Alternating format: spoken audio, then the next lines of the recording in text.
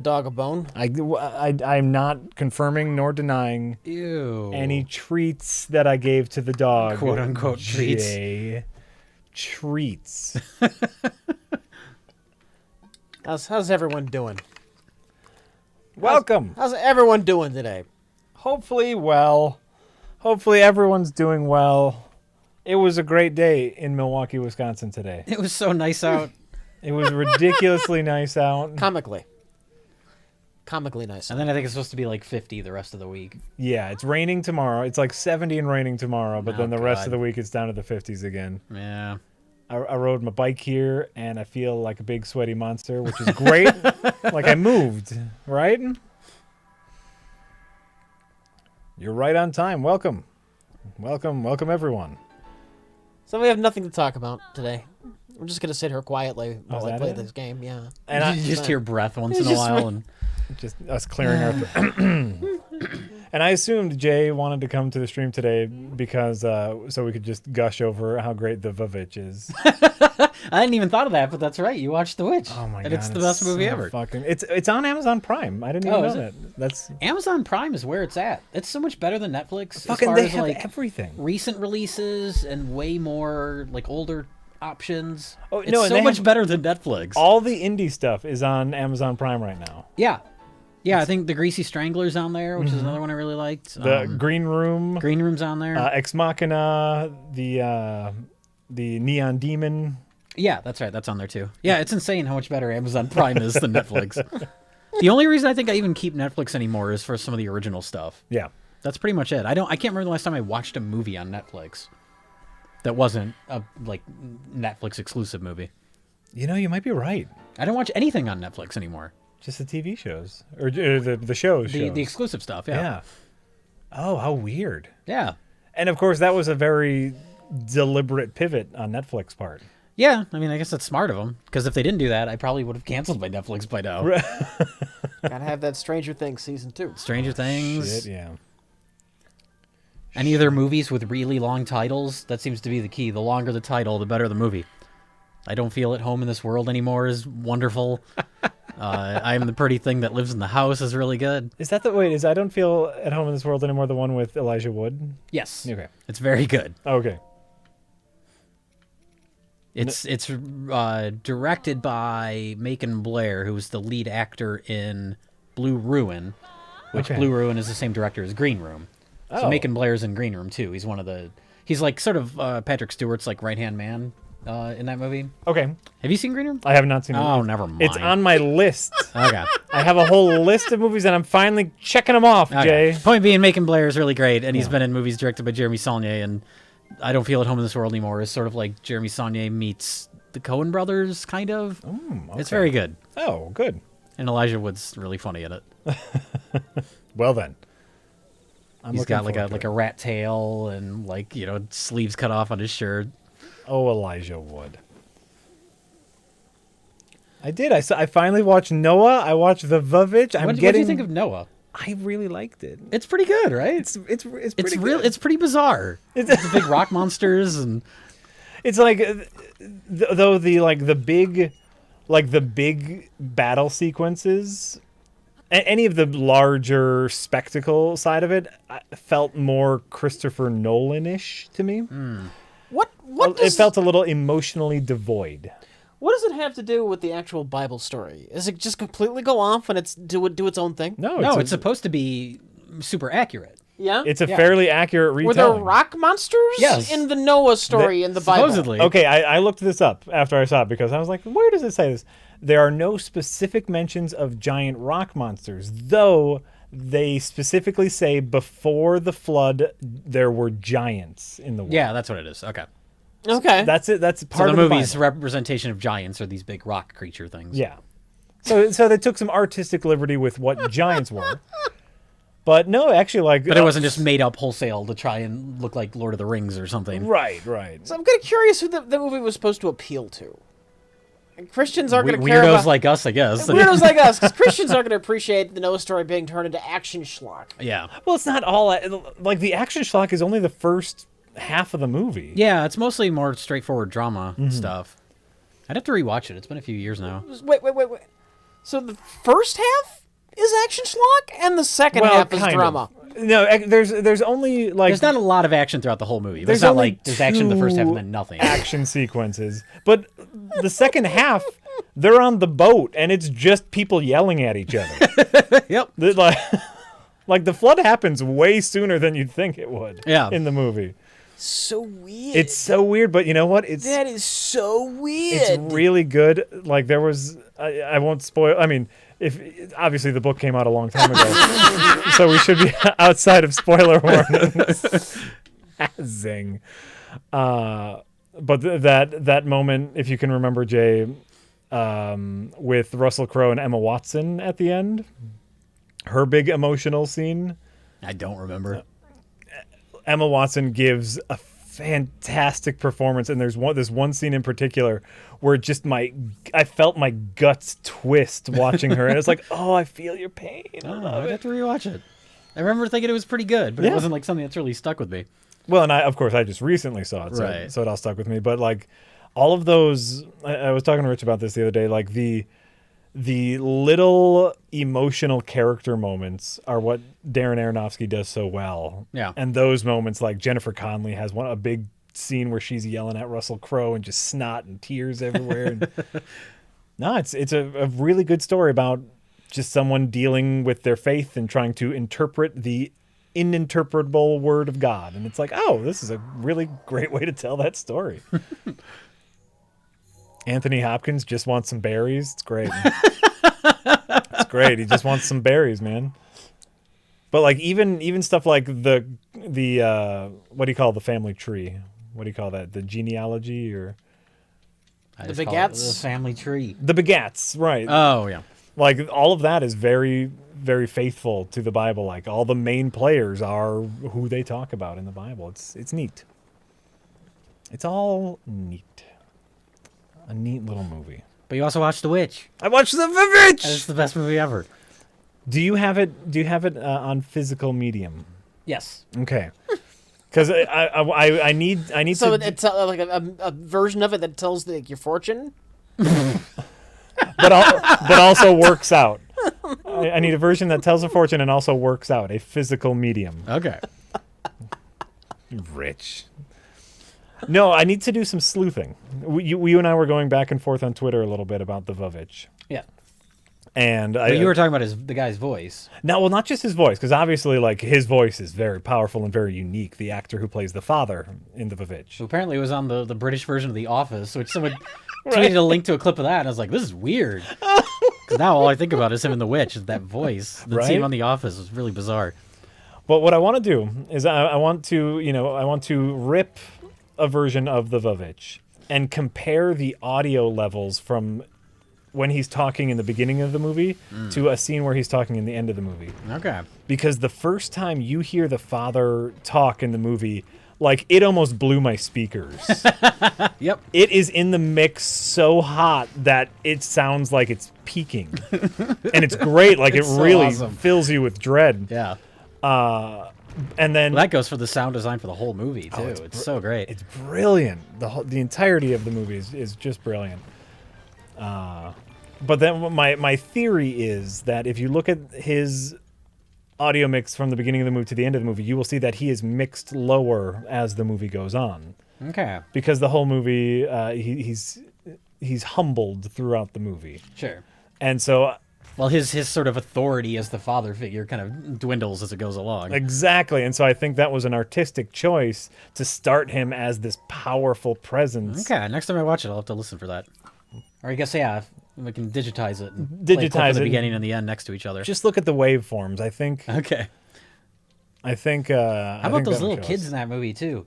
Little kid actors usually suck, and then you have them, and they're doing these old-timey accents, and they're perfect, and Right? they look like tiny adults, and they're creepy. Yep. Oh, the twins were so fucking creepy. Yeah. The main girl. Was She's really great. good. Well, I told you, she's in Split, too. Now I need to see You Split. gotta watch Split. Fucking, I you should got- watch Split anyway, but Right? she's good in it. I got so many fucking things to add to my list, Jay.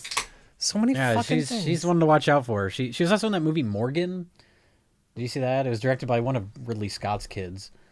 Oh, is that the one where she's like a super spy? Yeah, she's like a genetically enhanced super person. You know what? I want to say I started it and then for some reason turned it off, but I want to watch it. It's not good. I watched it mainly because I was like, oh, the girl from The Witch is in this.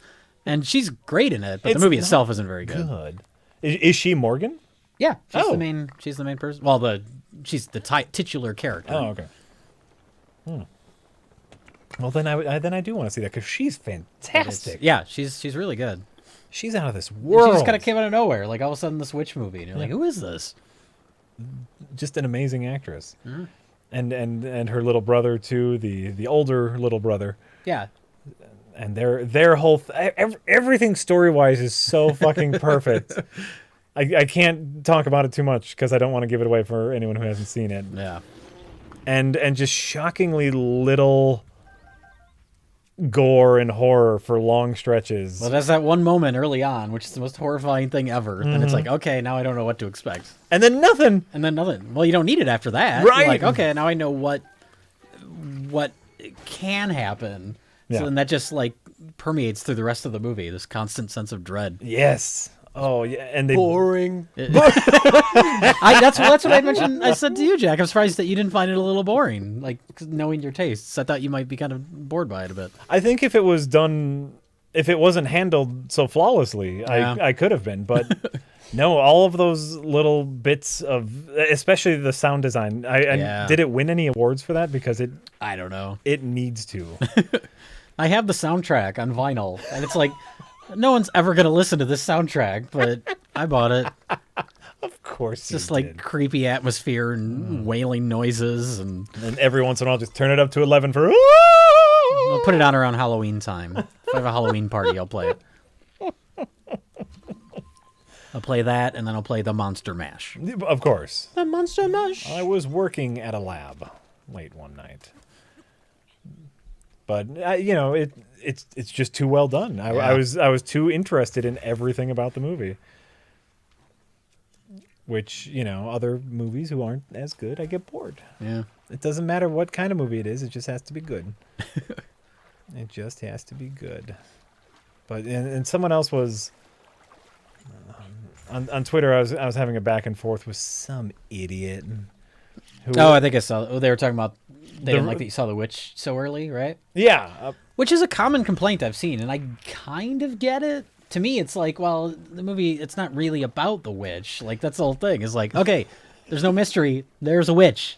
Right. Now you know there is this threat out just in the woods, just outside into the woods. The point of the movie is not whether or not there is or is not a witch. Yeah, which is why I thought it was refreshing to just, nope, there's a witch right up front. Of course.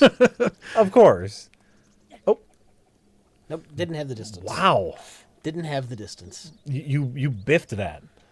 I didn't try that hard. Okay, that's fair. I'm not hurting for money right now. I got 7,000 just lying around, Jack. Shit.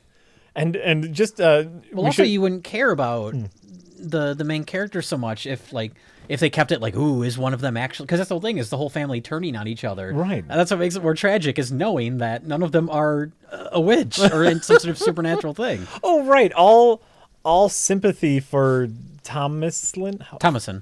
All sympathy for Thomason would be gone because she might be the witch. Right. And then, of course, as an audience member, you would be trying to figure out who done it Yeah. rather than just taking in the atmosphere. Right. Some idiot.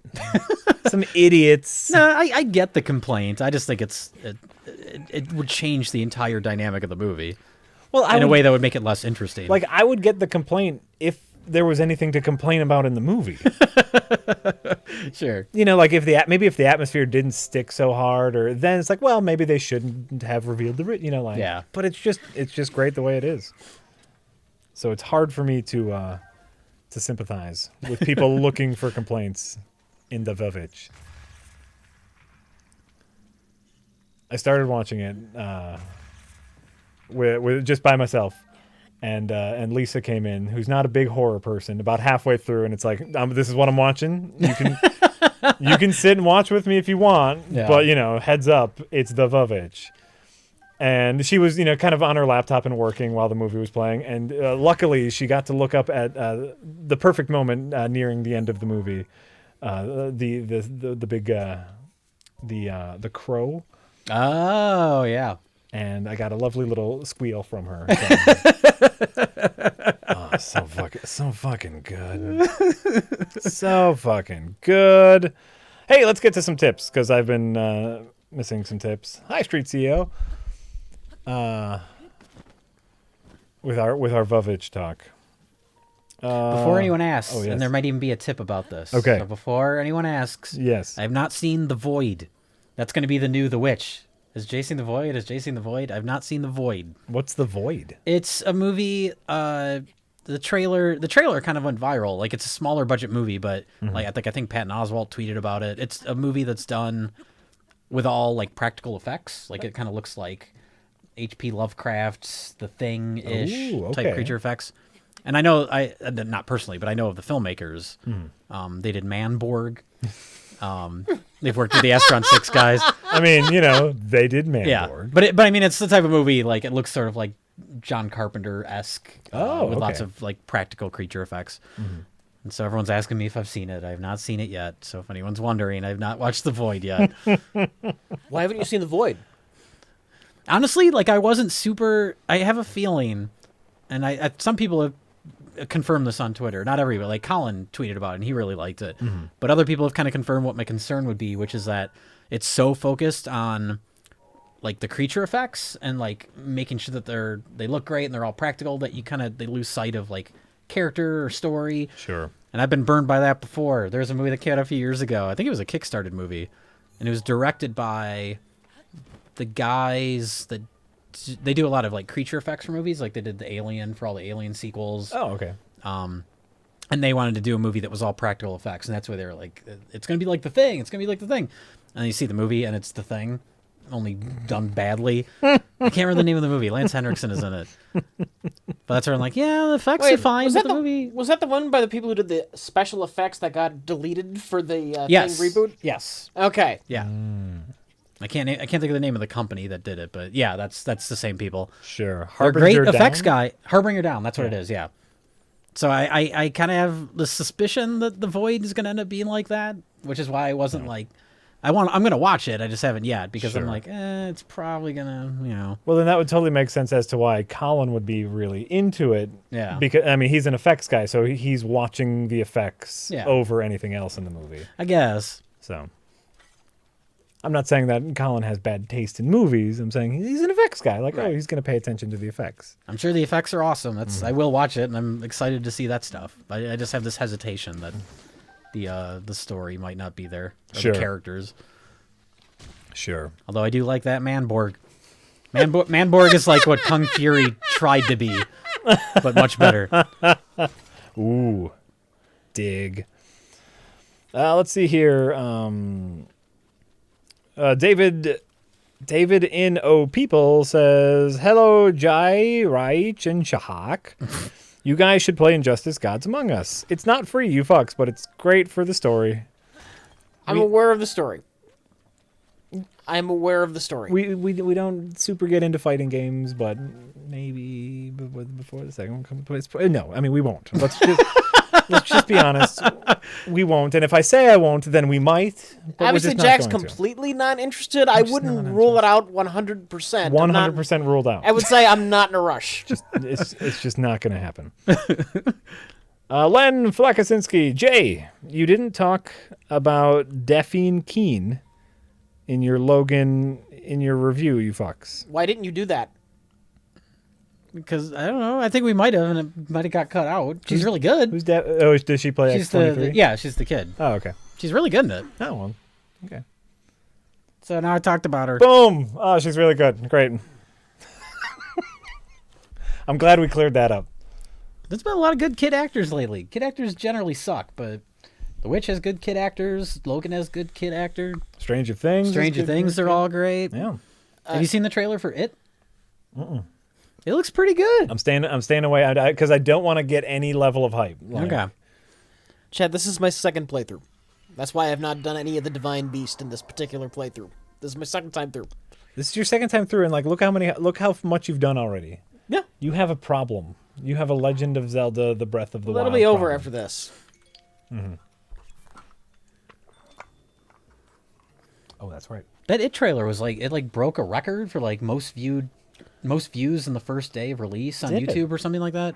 I didn't realize there was that much. See, I'm not a horror guy, so that seems strange to me. Yeah, I didn't think there was that. I mean, I know like people of our age kind of grew up watching the original one, but I didn't realize there was that much like anticipation or love for it outside of Tim Curry. Like, if Tim Curry was not in that movie, no one would still be talking about it. It's not great, that original one. But it's one of those that everyone Everybody has watched it. seen. Yeah. Everyone has seen it. I remember watching it when it aired. Oh yeah. I was in like, God, how old would I have been? 4th or 5th grade or something? Yeah, I remember the original. It was on, over the course of 2 nights or whatever. Sure. I remember watching it. And it's good. It's okay. But watching it now, like, it's really... Tim Curry was not in that. People would not still talk about it. It'd be like, when was the last time you heard anyone talk about the Langoliers? I've never even heard of the That was another, Langoliers. after it was so popular, there was all these other made-for-TV Stephen King adaptations. The Langoliers, the Golden Years. What else did they do? Charhi, Link is dressed like Princess Jasmine at the moment because in the Gerudo village, only females are allowed. Yeah. So you have to cross-dress in order to get inside the village. Ah. It's very important. We'll do an experiment here. Oh, okay. Yeah, you're gonna wear your normal Link clothes. So let's say if I just change one thing. Just your pants. Pants? Yeah. Keep the top. Keep the head scarf. Because like women can wear any pants they want. Right? Boom. You're assuming the world of Nintendo and Zelda is not a sexist world. Right. Ready? Women are- Oh, my God. Look at that. You just and by the way, those pants are like skin tight leggings. They can see his bulge. Touche, Rich Evan. They can see his Link. Look at that. That's not an appropriate female outfit. Huh. They can see his little Link. I am kind of curious about this. How about one of these earring things? Oh no, you need the mask. It's got a jewel on it. That might mean girl. That honestly surprises me that you just can't change your pants. Sorry. What the fuck was that? That was an ad. Oh, okay. There you go. Ink 105 says, since it's my birthday, gotta know what has been each of your guys' favorite movies on Best of the Worst. There have been so many. Yeah. Oh my god. It was a lot easier when we didn't have as many episodes. Right. I mean, Miami Connection's still up there. Miami Connections. We've had some decent ones recently, though. Yeah. Chopping Mall. I know you guys have seen it before, but I hadn't. Chopping Mall. Chopping Mall. I hadn't pretty great. seen it before. Well, you know what? I have vague recollections. Maybe I saw that when I was a kid. Sure. Or at least part of it. I really enjoyed Chopping I need to Mall. revisit, but I think Extra might be my favorite that we've done, as far as like an actual movie goes. Right? Well, I see. I'm ruling out Extra and Thunderpants. You're rolling out real movies? Yeah. Extra was a great experience for all of us, though. Like, realizing that it was a real movie and it was a good movie. and Yeah. that first scene where he's birthed out of the... Oh, that was God. so fucking awesome. that was maybe not my favorite bad movie, but just one of my favorite times. Just watch a movie. Like, because that's what horror is all about, is a big group of people going, ah! Yeah, that visceral reaction. Yeah, that audience reaction. I'm trying to think of a legitimate one. Miami Connection, Deadly Prey, Deadly Prey, same episode. right? Deadly Prey, the Cameron Mitchell, there ain't no music down there speech. Yeah. that's pretty high up there as far as I'm concerned. That would probably be our Cameron Mitchell introduction, right? At least as far as Best of the Worst goes. At that point, had we already seen Terror in Beverly Hills? No, it was Deadly Prey. I mean, we definitely hadn't seen it for the show. I'm trying to think if we watched Terror in Beverly Hills before we started Best of the Worst. I know we think saw so. Hollywood Cop. I'm pretty sure we had seen Terror in Beverly Hills before the show had started. Okay. We might have. I know we definitely seen Hollywood Cop. Mm-hmm. Or at least, have either of you seen Hollywood Cop yet? I haven't seen Yes. those. Okay, you've seen it. And I remember, like, we all thought the police chief in that was hilarious, but I don't think I made the connection that it was the same guy at that point. I think it was later when I started to realize that all these weird performances was the same person. Sure. Because there'd been so much time between watching each of them. Mm-hmm. But definitely, I think our first Cameron Mitchell on the show was Deadly Prey. Absolutely.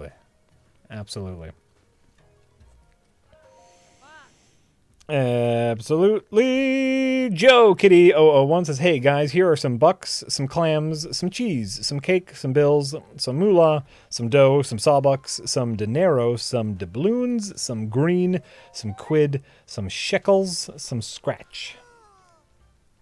How's that? Speaking of doubloons,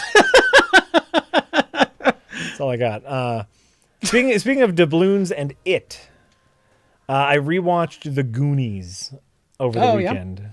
For some reason, Did you see The Goonies as a kid? oh, yeah, of course. Okay. I was going to say, anyone that watches Goonies for the first time as an adult hates it. Of course. It is not You a have to great have watched movie. it as a kid. I still think it holds up pretty well. I think I'm kind of in the minority with that. I still like it quite a bit, but if I had not seen it as a kid, I would not. I'd probably just be like, eh. I saw it as an adult and lost some love for it. Sure. I can understand that. My kids fucking loved it. Of course they did, because they're kids. The common complaint about that movie is how annoying all the kids are. Like, they're constantly yelling over each other. And it's like, have you ever been around a group of kids? Like, that's how they are. That's exactly how they act. Chunk is particularly annoying, though. He's kind of annoying. And I know he's the annoying character, It's pushing it, though. but he pushes it. But it's great to see him being tortured so much. They, like, put his hand in the blender. Right? Talk about, we were talking about Babe. I want to talk about dark movies. The intro to that movie is the bad guy in his prison cell looking like he hung himself. Yes. That's the first shot of the movie, the kids' movie, The Goonies. Yeah. There's some darker stuff in that movie. The bad guy has and then all the hung language, himself. lots of swearing. Lots of swearing. You watched it with your kids? Yeah. Yeah. Yeah, they loved it. That wasn't a problem, all the swearing? Oh, they've been cussing now. Oh, They've okay. been cussing now. So Good for them. Basically, now it's just don't do it at school. Yeah. Come on. But yeah, we cuss now. We share cusses. They tell me the new ones they learned at school. Oh, that's good. Oh yeah, crap. Yeah, that counts. All right. Crap's not a swear word. I want to say ass. Maybe they heard ass. And Goonies is nothing but shits. It's wall to wall shit. I love that at the beginning during the car chase when Chunk is he in like an arcade or something? I just know he's got like a giant like milkshake or something. And the cars drive by and he's pressed up against the glass and he squishes the milkshake into the glass. He goes, ah, shit! Right? But the movie is filled with such wonderful like kid logic. Oh yeah, well that's what makes it work. That's why I Right. think a lot of people that watch it as adults, like if you didn't grow up with that movie, like you might not connect with it in that way. Right. When you watch that as a kid, everything they do makes perfect sense. Yes. It makes perfect sense to you. But as an adult, there are so many logic holes that it's hard. I mean, it's still cute. It's adorable, but it's hard to enjoy fully Yeah. because there are so many goddamn holes.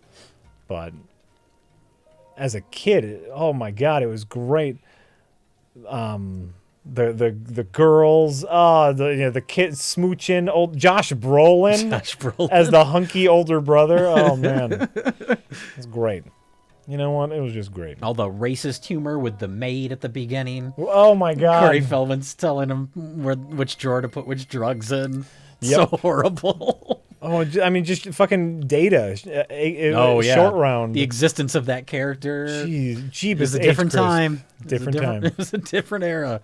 It was a different era. What is wrong with Short Round? Huh? What is wrong with Short Round? Besides being an incredibly annoying character, Yes. he's an incredibly annoying character. The brilliant Asian inventor character that nobody can understand. Is being brilliant a negative Asian stereotype? It's a stereotype. It is. How about at the They're implying that all Asians are intelligent. still Stereotypes counts as don't a have to stereotype. be negative to be stereotypes. At the end, his dad has his own invention. Do you remember what it is? Oh yeah, he's the camera. Speaking of right? stereotypes, it's a camera that pops out because Asians take pictures. Data does have a really lovely line after that thing goes haywire though, and he's like, "You can't hug a photograph." And you're like, "Oh, it's all Goonies has adorable. heart." It's all adorable.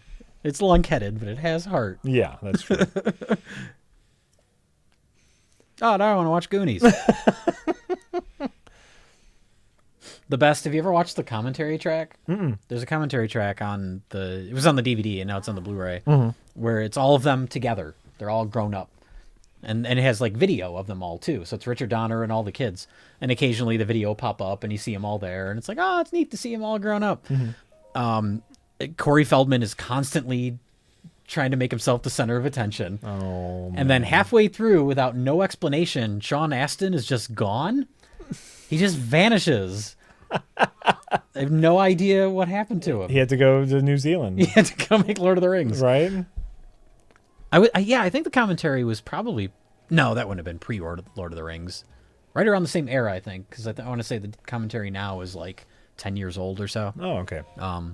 But yeah, he just vanishes and then it's never mentioned why he's gone. Corey Feldman, man, he's so annoying on that commentary. Maybe that's it. And I know like they're old friends or whatnot. And he's just like, Corey, I can't. If we're going to remain friends, I need to leave. I got to leave this commentary. Yeah. Oh, Corey Feldman. So how about that Don Rickles? Oh, R.I.P. I know. Gone too soon. Are people actually talking about a curse? No. I'm just curious if this has ever happened. Jokingly. Although since that video's gone up, I've seen a couple comments that are like, it's just coincidence. Like they're taking it seriously. They think we take it seriously? Yeah. And you're like, you realize this is a joke video, right? Because we make comedy videos. Right. It's like we also. I so rarely comment on the Red Letter Media Facebook page because I don't really pay attention. There's too many comments. You don't keep up. Mm-hmm. But there was one under that video where a guy was like, it's almost like people die and occasionally there's coincidentally blah, blah, blah. And I just replied with like, you must be a lot of fun at parties. All right. We happen to watch a lot of older movies whose actors are now very old. Yeah. Like, it's going to happen. Although in the case of someone like Bill Paxton, like he wasn't that old. Right. He died of complications of surgery. So that one was a little bit of a surprise. And Prince, too. That one. And Prince, yeah. That was just an offhanded comment. Yeah. Right. Both were days after we mentioned them. It is kind of weird. Days. Yeah. So what we're saying is the video is serious. I'm just saying, it's a statistical anomaly and they happen. Oh, right. Like we could put up a montage of every other pop culture reference for whom those people are still alive. Yeah. Which would be like 99% of them. Exactly. The non-curse of the worst. Yeah. Yeah. Yeah, it doesn't sound as funny when you do that. So, we tried to make a funny video. So it's like Carrie Fisher. I was thinking, like why would we put? Some people mention, what about Carrie Fisher? Yeah. Well, she's not on Best of the Worst. We didn't mention her. The on Christmas Best of the special. But it was like a year. She That died was a year later. A year and a half after we mentioned her. Yeah. You can't count that. Worst. Right. On a long enough timeline, everybody we mentioned on the show dies. Right.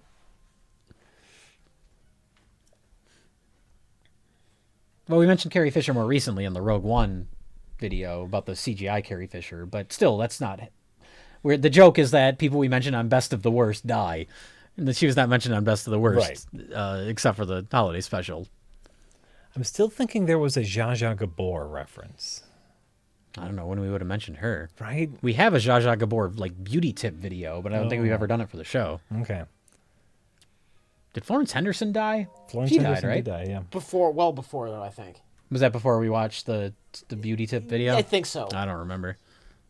She died last year. Was it only last year? Yeah. Oh, okay. Well, we would have watched the video before, but still, we watched that video like 2 or 3 years ago at this point. It's more interesting if it's like right after we do the episode that they die. Days or weeks. Yeah. Right. Years don't count.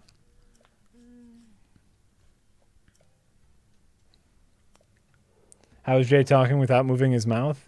Jay has been spending his days taking ventriloquism. Almost, Jack. Wow. Almost. Totally biffed that. Well, I got to start planning for my next career after Red Letter Media tanks. Right? Because you keep on... because eventually you'll curse too many celebrities and no more movies will be made. Ventriloquism. The Hollywood star whackers will come after me. Oh, no. Now you made me think of that sad man. Yeah, Randy Quaid. Pretty sad. Man. He's not even like funny crazy. Yeah. It's just kind of sad and depressing. It is. That's how I feel about Corey Feldman too. I know like was that last year when Corey Feldman was on the Today Show and everyone was like thought it was hilarious. And I was like, yeah, he's weird. I just feel bad for him. Yeah. And then they brought him on again. And it's like, no, this is just pathetic. Right. Like they're milking it. You know. It's haha. Look at the crazy. Look at person. yeah. Whoop. Oh. Although that Ascension Millennium video, that's a work of art. Whoo dang.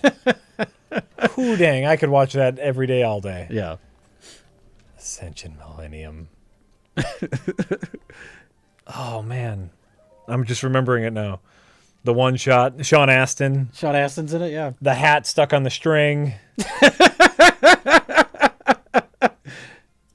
No, the string is stuck on the hat. Oh, is that the what hats it come is? down from the ceiling, which is stupid to begin with, and then everybody grabs their hat off. But one of them, like the string that was holding the hat up, stays stuck on the hat. So the entire dance number, there's this string hanging off of it.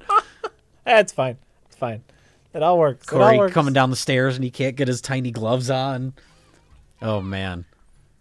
His angels. Oh god, yeah. Wonderful. Wonderful. Let's see here. Tardcore says, Jay, you beautiful bastard. Have you seen The Void? And what are your thoughts if you have? Nope, I haven't seen it yet. That tip might have come in before you. That's why I heard the tips coming in. I was like, someone's gonna ask. No, I have not watched it yet. Lando was taken says, hey Jay, speaking of soundtracks on vinyl, I think the Split soundtrack will be out later this year. Great subtle music there. What do you think about I don't remember the music standing. I want to rewatch the movie because now it's available on digital. So I want to rewatch it. I don't remember the music sticking out that much, but maybe on rewatch. Look I'll at pay that more fucking attention to it. outfit. You don't know about that one? That looks awesome. What does that one do? I believe it's bonus damage with your bone-based weaponry, like dragon bone clubs. Oh, if I would have known about that, I would have been wearing that all the time. Look at that. That's badass. That is so fucking... Just that helmet. The skull face helmet. Buy it. Put it on.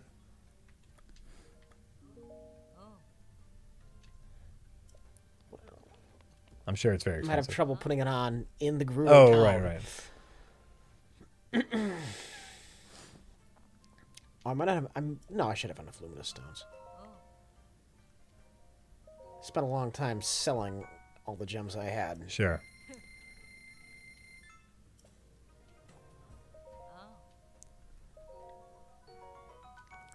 Nice. Oh, that's a great outfit. I'm so upset that I did not know about that outfit. Yeah, it's like a skeleton Tron outfit. Mm-hmm.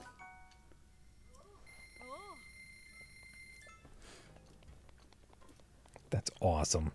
Okay, let's see here. J.R.R. Lovecraft. Which filmmaker who only does video game movies should I have less respect for?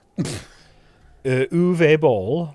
Or, Uwe Boll. I don't even know what the other answer is, but it's got to be him. Yeah, it's got to be him. Who's the other one? Paul W.S. Anderson. Oh, Paul W.S. Anderson is a more talented filmmaker than Uwe Boll. Yeah, definitely Uwe Boll. I've never seen any of the Uwe Boll movies. I don't get the appeal really outside of House of the Dead is funny. Like that one's really inept and actually funny bad. Mm-hmm. And the movie he did after that, Alone in the Dark, is kind of funny. And then everything else is just shit. And not even like funny or interesting bad shit. Mm-hmm. And he's like a horrible asshole. Like I don't get the cult appeal of Uwe Boll. People for a while were calling him, I don't know if they still do, but like the modern day Ed Wood. It's like, no, Ed Wood's movies have charm. I don't know how much of it is an appeal. It's a love to hate thing because they like the game series that he has effectively ruined on film. Sure, and I can't speak for the games obviously, but just as movies, they're not. Most of them outside of House of the Dead aren't amusingly bad. They're just sort of obnoxious and terrible, and he's annoying. Yeah, but wasn't he on Celebrity Boxing? He wasn't on Celebrity Boxing, but he was at some film festival where he challenged film critics to box him. And I know people think that's funny, but to me, it's just like, I don't know. He just comes across like an actual prick, and is using people's hate to get more attention for himself. Mm-hmm. But maybe that's what people like about him. I guess. I don't find it interesting. He's consistently bad. Yeah. And so they're like, you know what? No matter what, I can poke at Uwe Boll. Yeah. House of the Dead is pretty funny, though. That's the one movie that he did that is entertainingly bad. Okay. Well, there you go. His movies are a money laundering scheme, right? Maybe. They were for a while. I think that came out. It was like some sort of like tax loophole with the German government or something like that. And that's how he was getting his movies financed for like a decade. Really? But now he's supposedly retired from from directing. Oh, God, I hope not acting. Yeah. No, he's supposedly retiring from directing because his movies don't make any money. He did a Kickstarter I think it's a series of video games or a video game called Rampage. Is that what it's called? Rampage is the one with the giant monsters. Well, not that. Oh, what's that He called? did Postal. He did Postal, but it's another one about like a guy that goes on a shooting spree. And it's more of like a dramatic movie, but I think at least the title is a video game. Someone in the chat can tell me.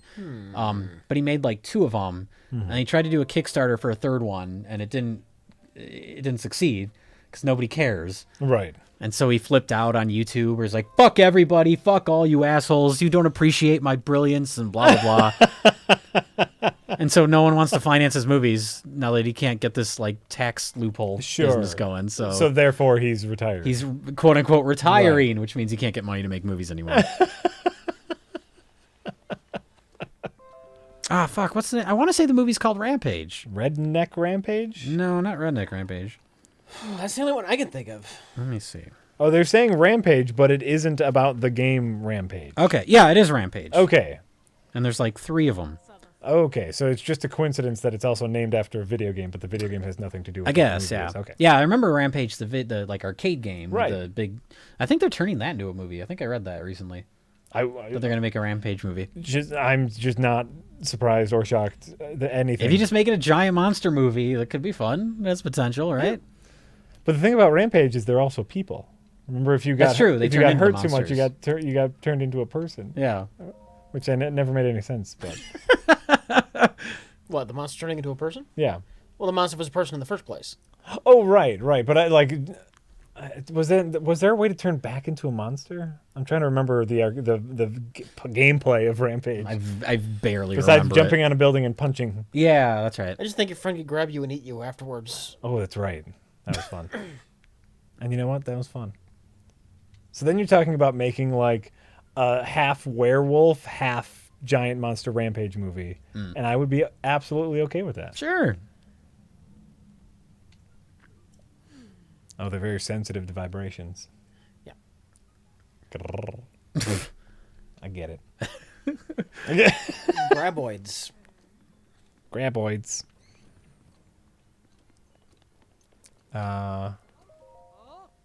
Oh yeah, I did the graboid thing. I think you got to do the graboid thing, right? Let's see, where are we? Anonymous says, if Jay is into creepy soundtracks, check out Black Mountain Transmitter. Black Goats of the Woods. Is that a band name? I have no idea. It's about 40-minute dark atmospheric album. Super, super creepy. Ooh, what's it called? Black Mountain Transmitter, possibly by the Black Goats of the Woods. Okay. Or the band is called Black Mountain Transmitter, and the album is Some called combination of those words will lead me to finding something. Black Goat Mountain Transmitter Woods. Okay. Great. Black Phillip? Oh, the ending. Oh, man. Because I was you're ready for them to end it ambiguously. Nope. Nope. It's the greatest. Go see the Vavitch. That's my only criticism for the Vavitch, is I just want to call it the Vavitch. Yeah, everybody does. And, I get, it makes total sense that they wanted the logo to look like that. But it's just a little silly. Absolutely makes sense. Captain Blue 42 says, hi, guys. Speaking of Noah, what's your favorite film adaptation that takes liberties in some ways from the source materials? Also, woohoo, Vavitchy Vavoman. See how high she flies. Nice. The first one that comes to mind is The Shining. Ooh, yeah, nice. Yeah, which I know Stephen King always poo-pooed that Stanley Kubrick Shining, even though he did his own adaptation and it was the worst. Oh, if I could roll my eyes any harder. Yeah. How major do the departations have to be from the source material for it to count? I don't know. Shawshank? Well, is Shawshank Redemption the written version? Is it a short story? Yes. Okay. I know in the end he doesn't get the warden's money, though. Okay. I've never read it. I don't know. Of the book. I haven't read it either. I just read, like, what's different? I was curious. Okay. What the difference. He doesn't get the warden's money. He gets his own money that he had buried beforehand. Oh. So that's less satisfying. Yeah. Yeah. Well, I'd say that counts as a liberty. That definitely Okay. counts. Yeah. Sure. That changes the story. It's fairly minor. Yeah. Fairly minor, but yeah. No, that counts. I'm trying to think of someone who's done it right. Someone who's done it right. I'm trying to think of like superhero movies because that's usually my. Like, remember when Spider-Man, the goo came out of his real wrists and not web shooters? That sucked. That was so dumb. That's so unbelievable. Right? In the world of a teenager getting bit by a radioactive spider and then developing spider powers. Yes. I'm on board for that. The fact that it came out of his wrist always bothered me. Okay. Always, always. It made Peter Parker creepy. It did. It did. It did. He's got weird wrist things now, and he releases fluid. I can never wear short sleeves. Eee. Like, that's his life now. It hurts the relatability Okay. of Peter Parker. Oh, yeah, and then especially like when you get into Spider-Man 2, and it just turns into that whole like, my powers aren't working because I'm sad. Yeah. It's like, It's a metaphor for impotence, Jack. Right. Right. Oh, you're right. You're right. Where it's like in the comics, what it would be is he's spending too much time being Spider-Man, so he can't earn enough money to make the web fluid. And it's like, oh, that's relatable. Like I need to find a job so I can earn money to be a Sure. superhero. you Okay. know?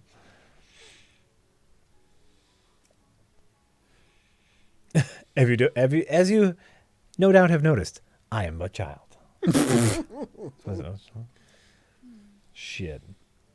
Shit, dog. Let's see here. Hi, guys. Jay, I was going to ask you if you'd seen The Void. Good looking out early in the stream. Here's money for being so courteous. Johnson, 89. I knew it was going to come up. That's this year's The Witch. There you go. Except for it might not have as happy an ending. Because after you saw The Witch, you loved it. I did love The Witch. And they knew I you kind of would love knew it. I was going to love that. Oh, yeah. Have they made anything before that, the filmmakers? No, that's his first movie. Something that, like, sure-handed and amazing and so much attention to detail. And it's his first feature. So confident. Yeah. The Witch. I'm a little disappointed because this next movie is supposedly a remake of Nosferatu. I was like, Oh. eh. But I did hear an interview with him, or I read an interview with him where he's like, I know, like, that's like first-time filmmaker, and then his second movie is like a remake. Yep, Like, I yep. understand. I have other things that I'm working on. This is just the first one that has kind of come together. So it's like, all right, fair enough. At least he understands that it's kind of lame. Yeah. And Nosferatu is a weird one to remake for me. I know they've done it a few times. Like Werner Herzog did one in the 70s. Because all Nosferatu is an adaptation of Dracula. Right. It's right. just the only difference is the look of the vampire. That's what Nosferatu is. He's got the long fingernails and the pointy ears or whatever. Oh, and the big nose and the teeth. Yeah, yeah. Yeah. But it's just the story of Dracula. The only difference is the look of the vampire. Well, then I'm glad. Like he can do it. He can give it the atmosphere. I'm sure it'll be great. I can't imagine that guy fucking up horribly on his second movie. That first one is so great. It's just too good. All like the casting. We've already talked about that a little bit, but fucking everybody. That creepy ass mom. Yeah. Everybody looks kind of funny. Well, they look appropriate for that era. Like Right. you see a lot of period movies where they just look like modern actors. Yeah. You know, everybody looks right. Everybody looks a little bit off. Yes. Yeah. Yes. There's an extra on the Blu-ray for it that's just these, like, I can't remember where they're from. I haven't watched the whole thing yet, but it's like professors at some school. It might be in like Salem or something. Just gushing over the attention to detail and accuracy of all the period aspects to it. Sure. And they're like, everything's perfect. Everything is perfect. All the details are completely accurate. It's amazing. Yeah. believe that. And just how often they utilize that trick of changing scenes on a harsh sound edit. Yeah. It's so effective. It's always so effective. Always so effective. Yeah. Like one of the earlier ones, Thomason. It's a very strange name for a little girl. Thomason is playing peekaboo with a little baby, and it cuts on one of the boo, and it's jarring and unnerving. It's great. Just a little bit off. Have you seen the trailer re-edit that makes it into a Wes Anderson movie? No. It is so cleverly edited. You have to watch it at some point. It's really good. It's really well done. Where it makes it look like a quirky Wes Anderson comedy. Of course. Of course.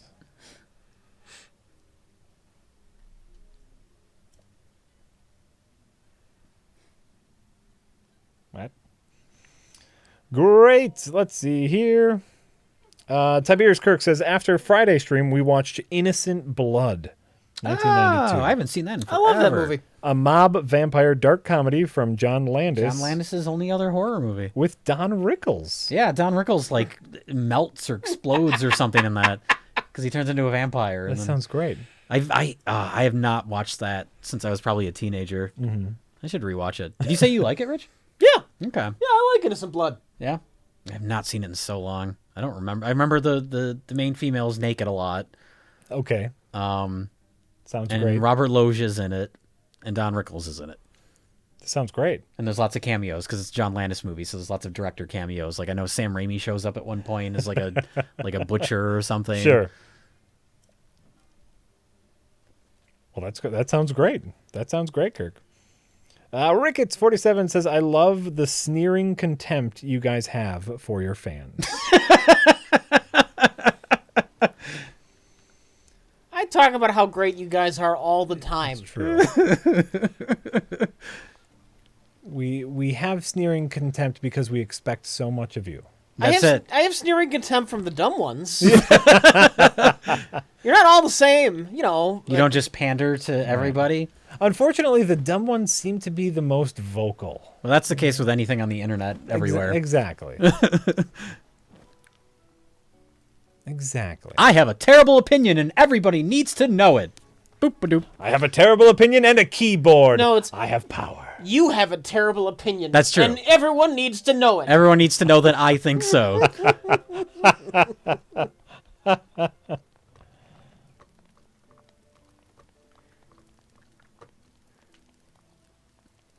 I could just stop watching your videos, but I must continue. How am I going to complain if I don't keep watching? I will watch every single one of your videos because I hate them all so much. So I will make sure to watch them all and tell you why I hate each individual one. I will take notes. Excruciating detail. Yes. Excruciating detail. Oh, is this another live stream where Jack's there? Like all of the live streams.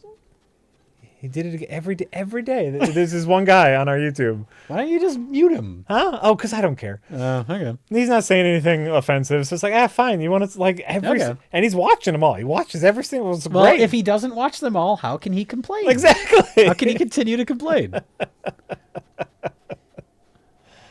Oh, yeah. Anonymous says, I actually fucking love Langoliers back in our Goonies Really? talk. But that's besides the point.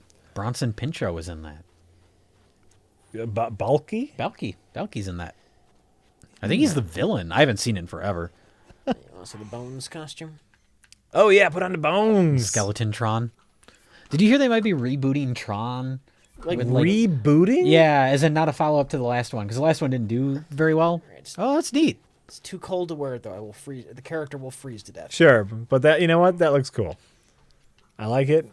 Thank you for putting it on for me. No problem. No problem. Oh, you still have the pants on. Or no, you changed the pants. Anyway, I watched the Discovery. Wait, that's besides the point. Watched the Discovery on Netflix. I don't know what that is. I don't know what that is. Scientist proves there's an afterlife and people keep killing themselves. That sounds kind of great. perfectly Is this a logical thing movie to or do. a series? That's the premise. Is If they're scientifically proven to be an afterlife, so everyone just kills himself. That's kind of great. that is kind of great. Not perfect, but worth a view. Thanks, Anonymous. I'm gonna look the this up. Discovery. The Discovery. I like that premise. That sounds wonderful. Yeah, that's fun. There's so many different like tones you could go with, so I'm curious what it is, but I think Jared Leto is in talks for Tron. that's what I had read. Yeah, a Tron reboot starring Jared Leto. Oh no! Just make a follow up to the last one. Yeah, the last one was fine. It didn't do great. Like I think it did okay box office wise. Then why wasn't reboot it all? It wasn't a huge hit. Well, that's the thing is like the first movie was a flop. The second one did not do great. Why can't just leave it alone? Or if the second one did okay-ish, then make a follow-up to that. I would like to see a follow-up to that. I like that Tron movie. Yeah, it was Tron fine. Legacy. It was fine. It's got some pacing issues, but I love the look. I love the world. I love the music, of course, the Daft Punk stuff. Oh yeah, it's Jeff, a great Jeff song. Bridges' son is not as interesting a main character That's- as Jeff Bridges. That's the biggest flaw with the movie. Is and the that problem is just any follow-up to that won't have Jeff Bridges. right, most likely. right. Yeah. Yeah, that would be a problem. But I think there's still like I mean, like you can find some way to bring him back, and Yeah, I plot guess. revolve around that. But But still, I think the world is strong. I liked what's her face, Olivia Wilde. I thought was good in it. Yeah, I mean, there's more to do with that world. So I don't know. As long as you get that Daft Punk back, that's all that matters. All right. It would not be the well, if same. you doing a reboot, you really can't. Would it be weird if you brought Daft Punk back? They just do the soundtrack. Yeah, All right, all right. And you know what? I think it would be weird if they didn't. It'll be a 'Cause then I'd be reboot. like, "Where's the awesome music?" It'll be a reboot, but it will look exactly the same. Guarantee. Yeah. Guarantee. They just want that name. They just Yeah. need a name that people recognize. They don't care. But it's about not even a anything popular else. name. They had a cartoon series that I think only lasted like a season. They had a cartoon series. Yeah, I Tron never saw cartoon? it. Yeah, it was called like Tron. What was it called? It looked kind of neat. Like the visual style of the animation looked cool. I never watched it. I think it came out right around the same time as Tron Legacy because they were hoping that would be like a new big franchise. Sure. And then it just wasn't. Ugh. Jared Leto. Yeah. Ew. Ew. Ew. What do you got against him? I don't like the movies. I don't like He's the the way worst Joker ever. For I one don't thing. like the way he Fight acts Club? in movies. Fight Club, Well- he spends 90% of it with his face beaten in. He's barely a part of Fight Club. I know. I'm just pointing out that he's in it. All right.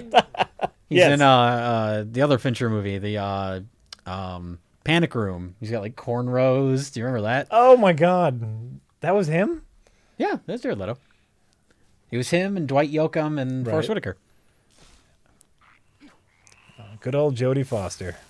I like that movie. I know a lot of people are like, yes, that's one of David Fincher's worst. I think it's pretty good. I just thought it was kind of bland. Like, It's it's such a simple little story. It's like a B movie almost. But I like Jodie Foster in it. I like Forrest Whitaker in it a lot. Suffers from some dated CGI because that's David Fincher. That was his period where he's doing all the swooping through, like the camera's gonna go through the handle of the coffee pot, that type of shit, and it just looks like shiny video game graphics. Ease up, David Fincher. You're brilliant. You don't need to do this stuff. but it looks so cool. But I can do it. The camera will start at an exterior shot. It'll go through the window, which is always super impressive. People love that. Then it'll go down the stairs through a door. The only way those type of shots are impressive if it's all practical, if it's all in camera, and you do some sort of crazy, elaborate camera move. Then you're like, oh, okay, that's neat. But when like all the elements that you're traveling through are CG, Is that just because you're a filmmaker, though? Does Yes. a normal audience give a fuck? no? I'm speaking specifically from my Okay. point of view. Here's my defense of the regular viewer enjoying that kind of stuff is if you look at something like the pacing in Children of Men. Yeah, And Children of Men is filled with That's all of lots of these one-ers. super long one shots. Yeah. Yeah. These basically entire scenes that are one shot. yeah. And it can affect the pacing. It makes the scene have far more tension to it when there's no Yeah. edit points. I think a general audience, they might not notice specifically that it's all one take, but subconsciously they can tell. Exactly. It's very I need to rewatch Children of Men. fucking Clive Owen is the greatest. Julianne Moore. Yeah, I've only seen Children it of once. Men. Really? I've only seen that movie once. Oh, I own it. shit. I've never bothered to rewatch it though. I need to.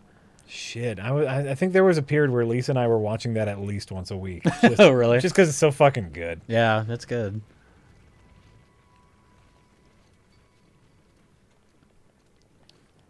Jay, have you refned Neon Demon yet? Refn? Are they trying to make a joke based on Nicholas winning Refn's name? Oh, maybe. Yeah. No, I love Neon Demon. I'm looking forward to seeing it. That's next on my list. That's one I think. I thought there was a possibility you might find The Witch boring. I think you may find Neon Demon really boring. It's very possible. It's very possible. I know I've wanted to see it. I really enjoyed Drive. Yeah. Not to be confused with Baby Driver. I keep getting Baby Driver confused with Boss Baby. I kept doing that. I'd hear the two titles and I didn't remember which movie it was. Like, oh, Baby Driver's going to be the good one. That's right. Right. But like it's about like a silent badass who's really good at driving, who meets a waitress in a diner, and for his last big like the setup seems unusually similar to Drive. It's Edgar Wright. I have no doubt it'll be its own thing. Of course, throwing my hands. Watch the. There's a U.S. trailer, and then there's like a I don't know if it's UK or whatever, like an international trailer. Okay. If you haven't seen the international trailer, make sure you watch that. Okay. It's so much better than the U.S. trailer. Maybe that's it. It shows that the movie has a lot more personality than the U.S. trailer shows. Oh, okay. I'm not worried, and I was going to see it and most likely enjoy it because it's Edgar Wright. Right. But I watched that trailer and I was like, oh. Yeah. Oh. A silent and mildly autistic hero who drives a car very well, who meets a waitress in a diner and has a relationship with her now. But no, I'm looking forward to Neon Demon. Unfortunately, that's another one where I need to start it or watch it without Lisa, because I guarantee she will not want to watch it. Probably. But like, I really want to see it, so it's got to be one of those that I sneak in.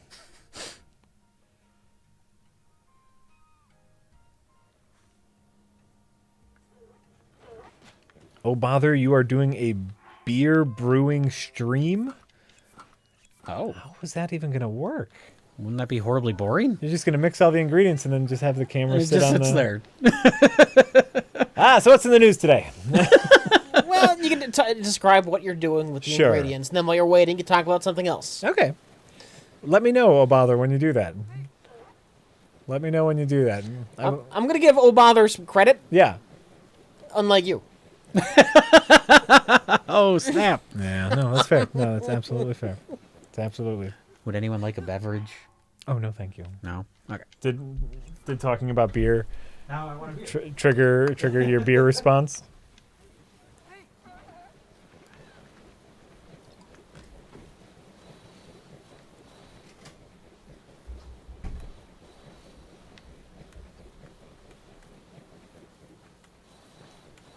Obviously, I'm just having some fun with Oh Bother, because I'm sure brewing your own beer takes a lot more than just chucking some shit into a tube and then waiting for 3 days. How ignorant, Jack. How horribly ignorant. Yeah. I am shocked At my ignorance? at your ignorance. I am not. The astounding level of your ignorance. The fact that you are shocked has me shocked. You should know me better than that, Rich. The fact that I am ignorant of your ignorance is ignorant.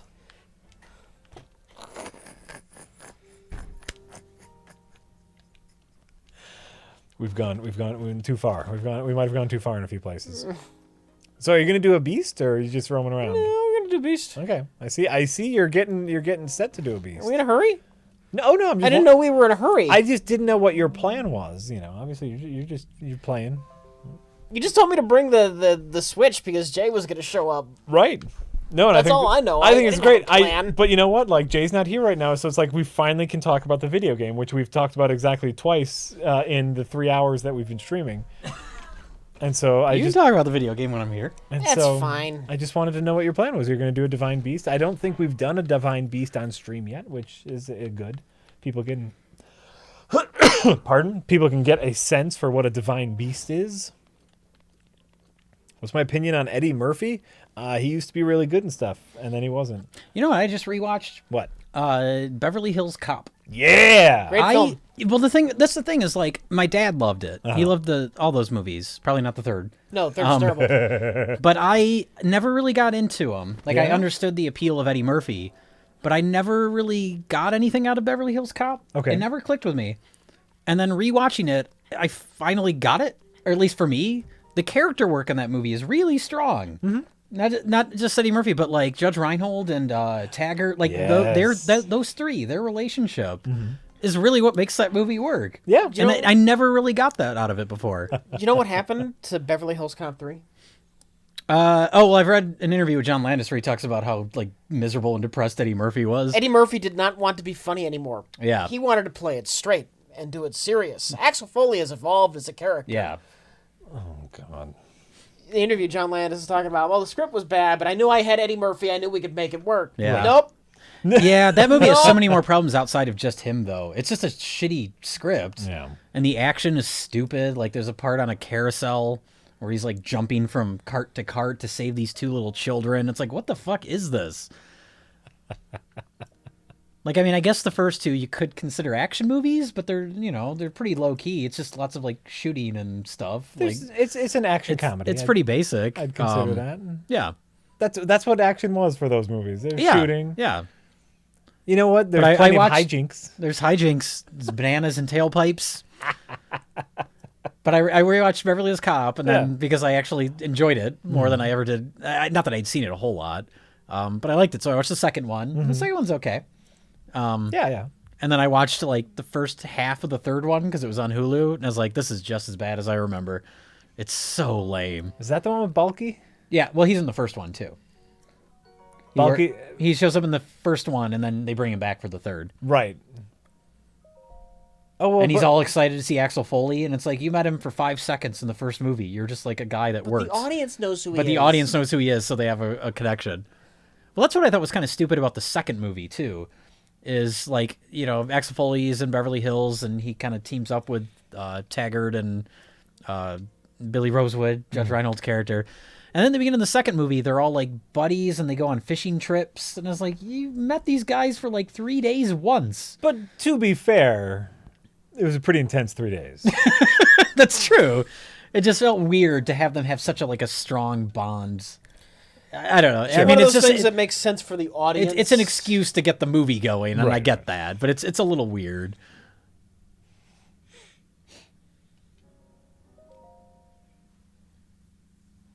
Norm Macdonald is the voice of a dog in Dr. Dolittle, and then was also the voice of a dog in the 9 sequels to Dr. Dolittle. Are there a Says lot of someone Dr. in the Dolittle chat. sequels? Apparently. That doesn't... Like, Norm Macdonald, yes, does need money, but he also just doesn't care. Yeah. The thing about Norm Macdonald, he is not picky. He's the voice in Vampire Dog.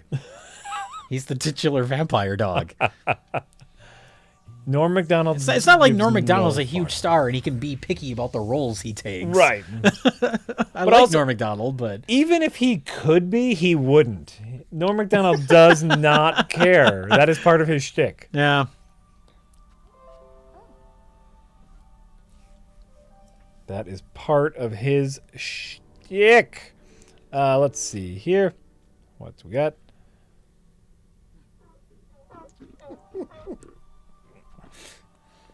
You know who shows up for a cameo in Beverly Hills Cop 3? Because John Landis directed that, and he always puts in director cameos. George Lucas is in that. Is he? Yep. Yeah. Is he? He's trying to get on a ride, and then Eddie Murphy's like, police business, and gets in front of him. And he's like, ah, shucks. He's like, oh, there's George Lucas in Beverly Hills Cop 3. Oh, man. That movie sucks. You know. You can watch all 3 of them together and be like, eh. Well, no, watching the third one after just, like, watching them all back to back, it's Yeah. such a sharp contrast in quality when you get to that third one. Oh, all right. All right. It sucks because the first 2 are good, and it sucks because John Landis was good at one point. It's just all around depressing. Yeah. And that's the problem too, is the third one is shot like a John Landis comedy, and the first 2, like they feel more you know, they're not super gritty, but they feel a little more grounded and realistic. Right. And then the third one just looks like a goofy Animal House comedy. Yeah. Because he has a very specific style, John Landis, and it works fine for a lot of movies, but not as a Beverly Hills Cop sequel. Well, like, I know Eddie Murphy later in his career was having some mental health issues and some. Apparently, for all of his career, he was plagued with self-doubt and high anxiety about performing. Sure. Which obviously is weird because he was such a good performer. Felt so effortless. Right. But apparently later in life, that Caught up to him. took hold. Right. Yeah, it sucks too, because then like Bowfinger, you remember Bowfinger? Oh. And he's great in Bowfinger. And everyone was like, oh, Eddie Murphy's back, and then that was it. He just did that one movie where he was funny again, and that was it. Well, that was such a weird funny, though. Like, I think he's legitimate. Well, he plays 2 roles in it. I know. I mean, obviously he did that in other movies too, but I guess people like those Nutty Professor movies, but I thought those were terrible. People, you know why? They got the fart jokes. I guess. But like Bowfinger, I don't know. I don't think the comedy was quite there for I like Bowfinger a lot. Really? Yeah. Well, I should say I did. I haven't watched it in probably a decade. Sure. Bowfinger was, and I mean, I. Are you willing to cut your hair for this role? Well, yeah, I guess, but it's probably better if somebody else does it. That's great. That's funny. Steve Martin's great in that movie. And I will defend Steve Martin, whatever Steve Martin does, for all of eternity because I'm such a huge fan. But even Bowfinger, I'm like, really? I think did he write Bowfinger? He might have. I think he wrote it. Oh, yeah. The unofficial sequel to L.A. Story. The unofficial sequel. I don't know if I've ever seen L.A. Story. Oh, it's cute. You know, it is cute. Watch L.A. Story, and then find the script and read the script to L.A. Story, then realize how much better L.A. Story could have been had they followed the script. Oh, okay. It's very interesting. It's like Did Steve Martin write that? Yeah, Steve Martin wrote that, and the script is brilliant, but a lot of the things he wrote, there was just no way to film at the time. Okay. A lot of gags were extended way past the point that they were funny, and then got funny again, and there were some behind-the-scenes drama about filming L.A. Story, but it's amazing. You know what I've never seen, speaking of Steve Martin and John Landis? What is that? I've never seen Three Amigos. Wait, Steve Martin's not in that, is he? That's Chevy Chase. That is Steve Martin and Chevy Chase. Oh, they're both in it. That's right. And then Martin Short. I've never seen that movie. Get in the thing. There we go. What? Did you hear what Jay just said? I was doing a thing. I was almost hit by lightning. Rich, this is important. What happened? What happened? What happened? I've never seen Three Amigos. Okay. That's it. That's huge. Three Amigos. Rich, that's huge. What? I'm sorry I made you pause the game for this very important revelation about the Three Amigos.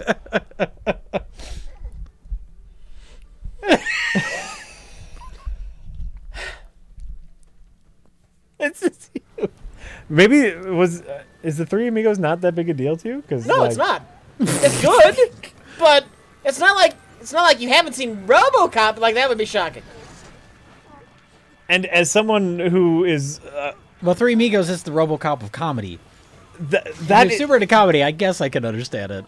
as someone who's super into comedy, Three Amigos is like a Bible verse. I have no good reason for not seeing it either, because I like all those people and I like John Landis from that era. I've just never watched it. I don't know why. Some of the best gags Yeah. ever in that movie, and I can't even say them because you haven't seen the movie. Well, the concept is wonderful. The plot is, I know the story of it. Yeah. And it's basically the same as Galaxy Quest, right? Yeah. It's the same story. You know what? That's so true. I didn't even think about that.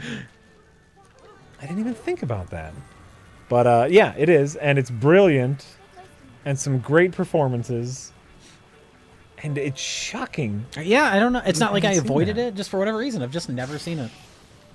What were your parents doing when you were younger? Mine were watching the Three Amigos constantly.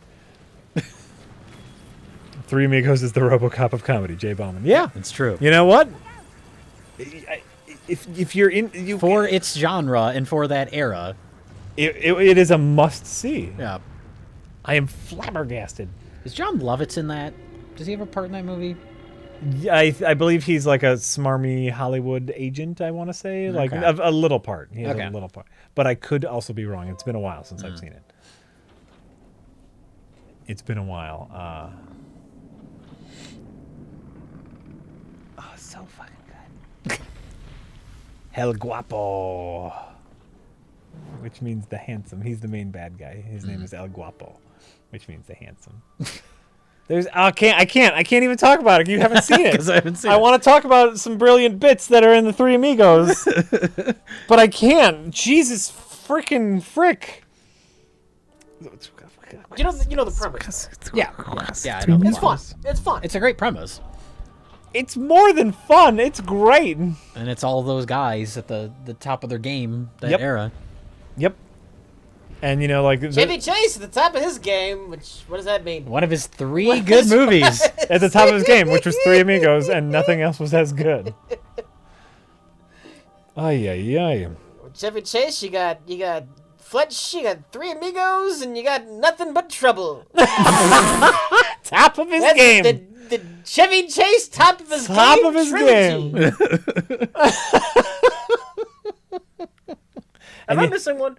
Vacation. That's Vacation. Thank you. You're missing I know I was Vacation. missing a big one. I knew that. And you're missing. That's really the only I know one you there. need. I know No, there you're- are like legit only like 3 You're- good Chevy Chase movies. You're I don't know missing if you can count Caddyshack. Three Amigos because Yeah, he was Caddyshack, propped up he's a by supporting- Steve Martin and Martin Short. Right, he was just part of the good. Caddyshack is he's good in that. Yeah, legitimately. he is good in that.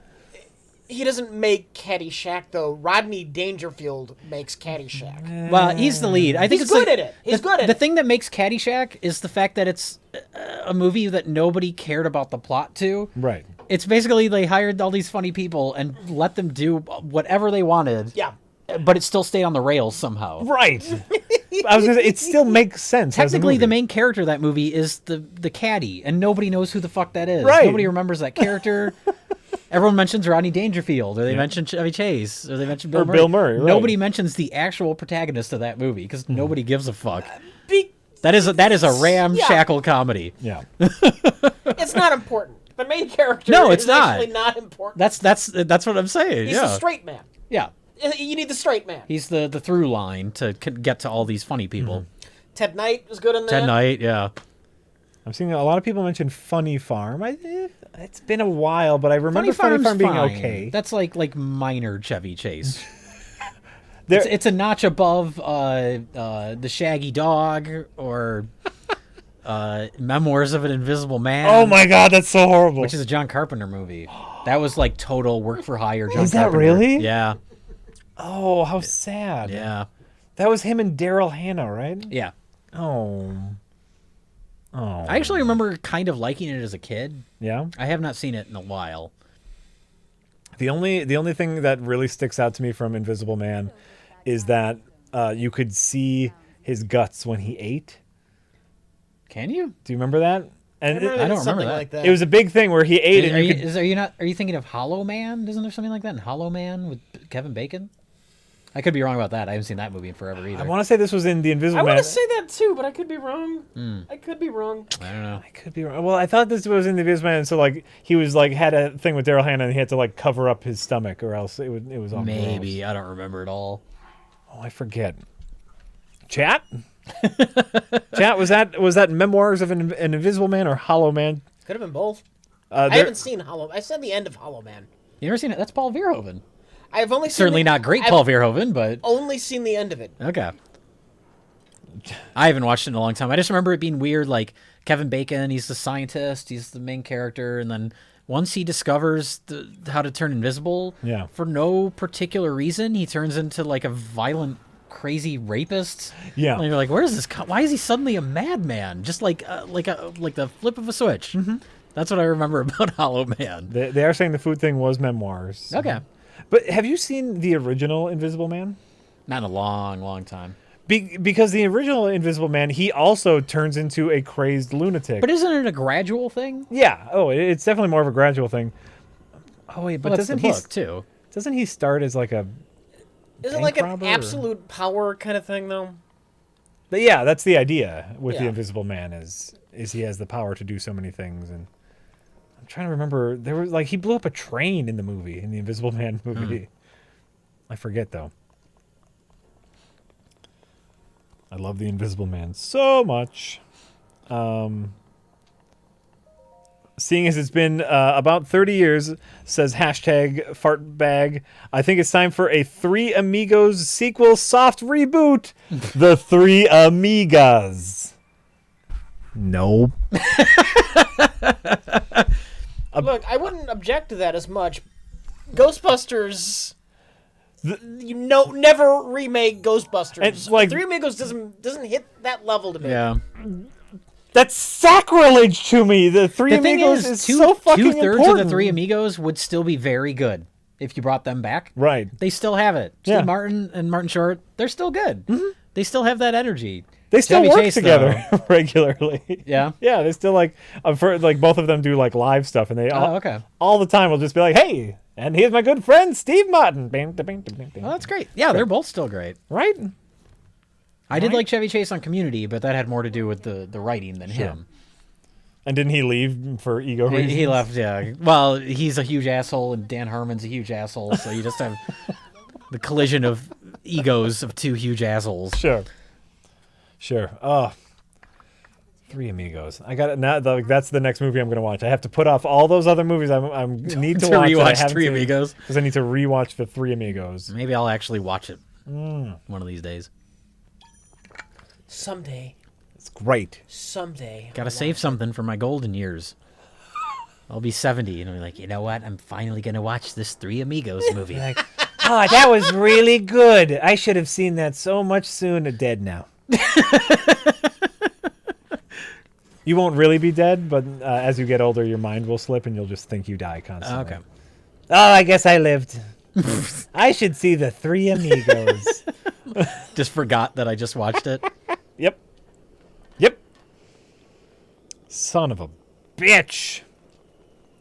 Do is Maximus says, which countries besides the U.S. do you think makes the best films? I think North America, besides the U.S., makes the best films.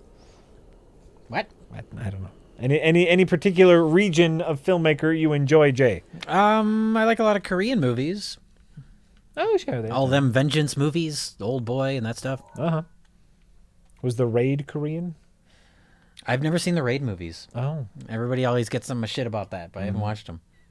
It was good action. I don't think they're Korean, though. Oh. It's good action. Yeah. I also like movies from Britain, but mostly Edgar Wright. That doesn't even count. Does that kind of? He's doing his own thing. He makes movies from Britain. No, That's not reflective of everything else. I like A Fish Called Wanda. That's a great movie. You ever see A Fish Called Wanda? Oh yeah, that's a great movie. Fucking great movie. That's from England. Is it? That's like an American movie with the Monty Python guys in it. It's made by who directed Fish Called Wanda? I think it's one of the Monty Python guys, isn't Right. it? And it's set in Britain. Fucking English movie. Done. Monty Python movies. Those are great movies. Yeah, it's true. England is my second favorite. You know why? Because I can understand what they're saying. That's why it's my second favorite. And Extro and Thunderpants. Boom. There you go. Boom. Done. Jack, Germany isn't in the UK. Listen, I don't know nothing about those UKs. Is Germany going to Brexit? I don't know. Obviously, I know that. It's not Germany, but that was more of a joke in case you didn't know that. Well, that's why I wanted to explicitly say that I understand that Germany is not going to Brexit. They already Brexited.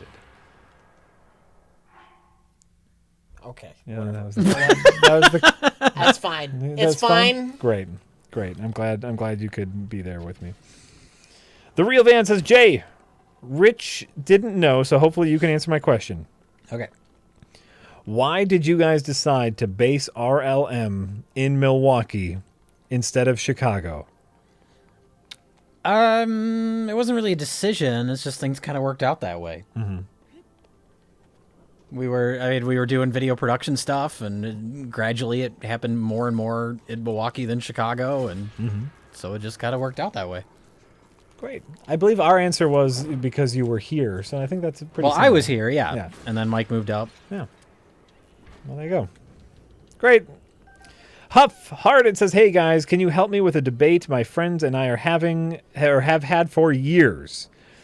Was the movie Dr. Giggles trying too hard to be campy, or why is it not known?" What? What? Those feel like two different things.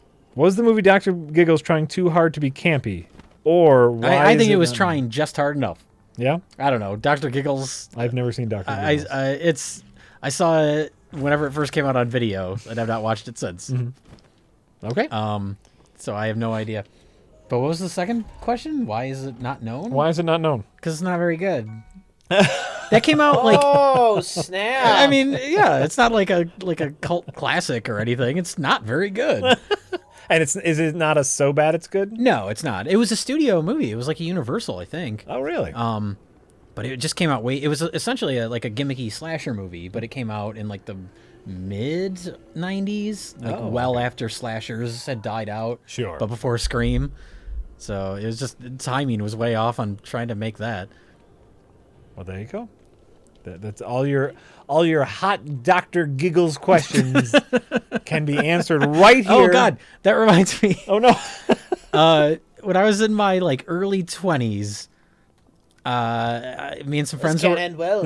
no, me and some friends were at a Blockbuster Video. Okay. And I don't know, it must have been a Friday night or something. There was a long line of people waiting to check out, and we were in that line.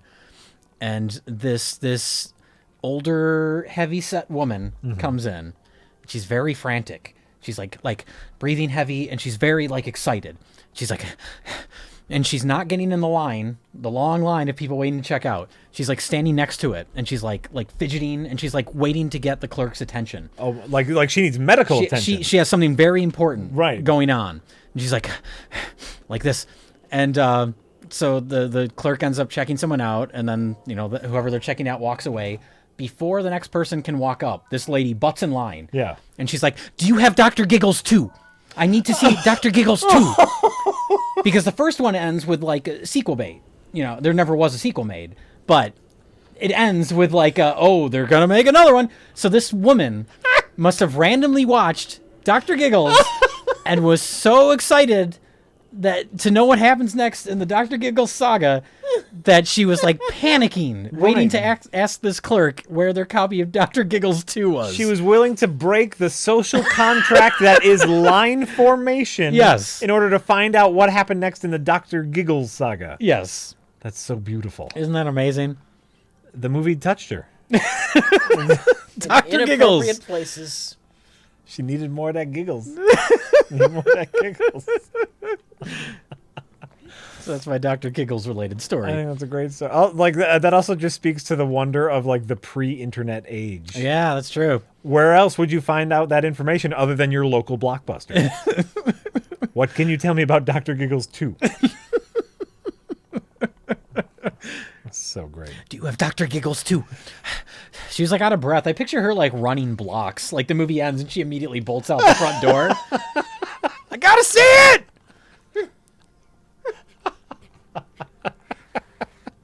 I love it. I love it.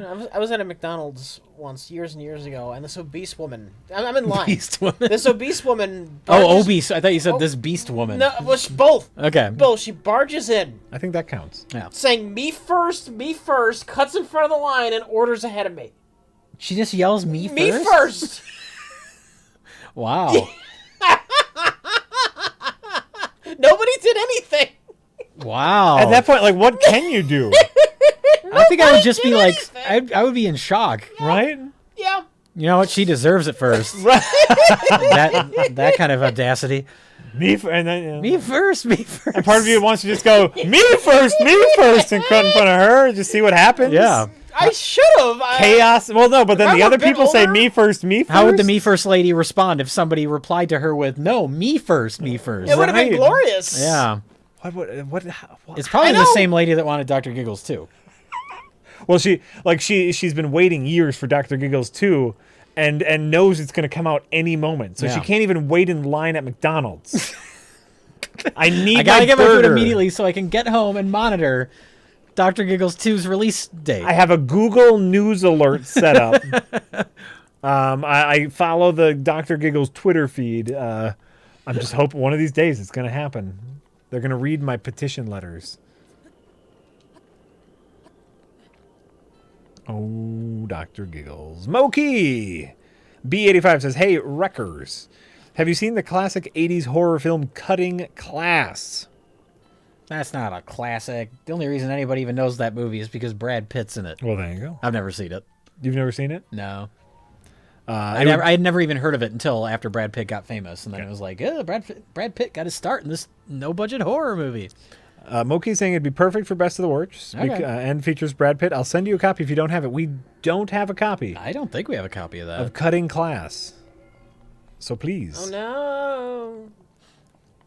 So please. Lucas, You could almost do a whole episode on like movies with actors before they were famous. Ooh, that's a good idea. What else we got?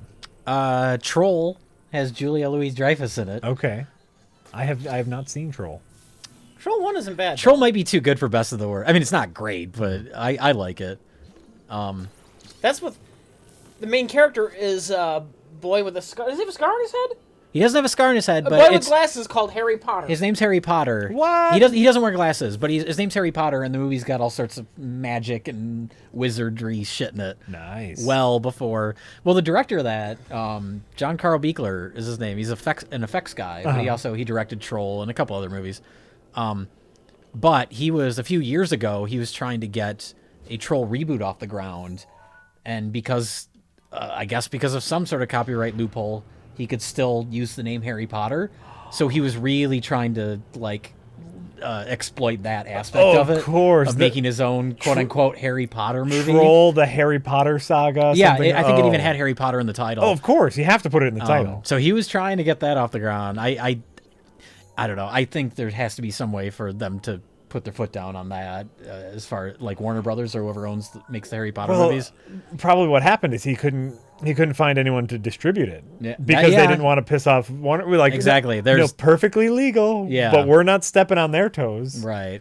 Yeah, there's some sort of issue. It never got made. J.K. Rowling's the richest person in England, I want to say. All right, fuck that up. There we go.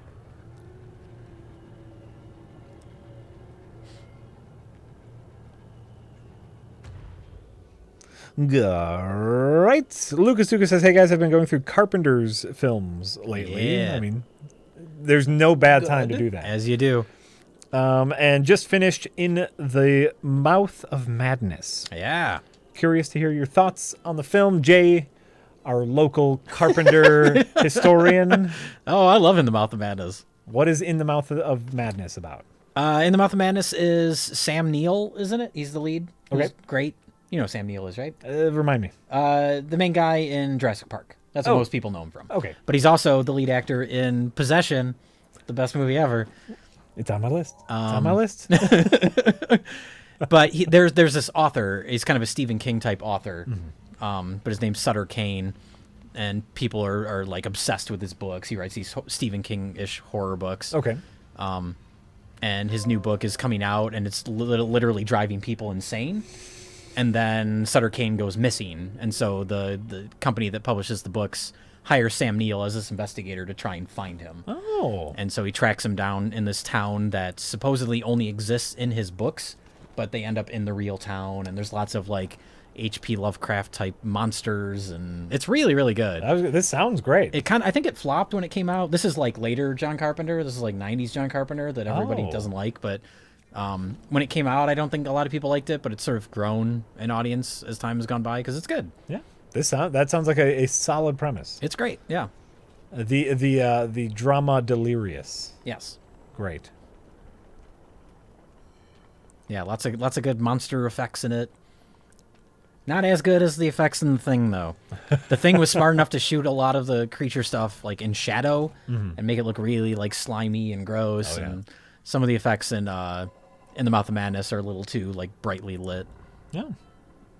And the second half of the movie is not as strong as the first half. There's some really creepy stuff in the first half. Well, they just wanted to make sure that it was as much like a Stephen King situation as possible. So the second, So they decided to make the ending a disappointment. Yeah, there you go. Harkwell Wolverine has a good point, which is what Carpenter movie doesn't flop when it comes out? That's true. That's true. What would John Carpenter be without home video sales? Yeah. Yeah, all of his movies found an audience later. Yeah. He would be a Pretty much. horrible I mean, failure. Halloween, I guess, was a huge hit. Okay. But I think that was kind of gradual because movies were released differently back then, where it was like it got a slow kind of rollout. It's not like now where a movie has to make 10 times its budget back in the first 3 hours of release. And if it doesn't, it's immediately pulled from every theater. Yeah, it was a different era. Yep. If we don't make our gross production budget back in this one theater in Los Angeles, it goes straight to China. We don't even release it in the United States anymore.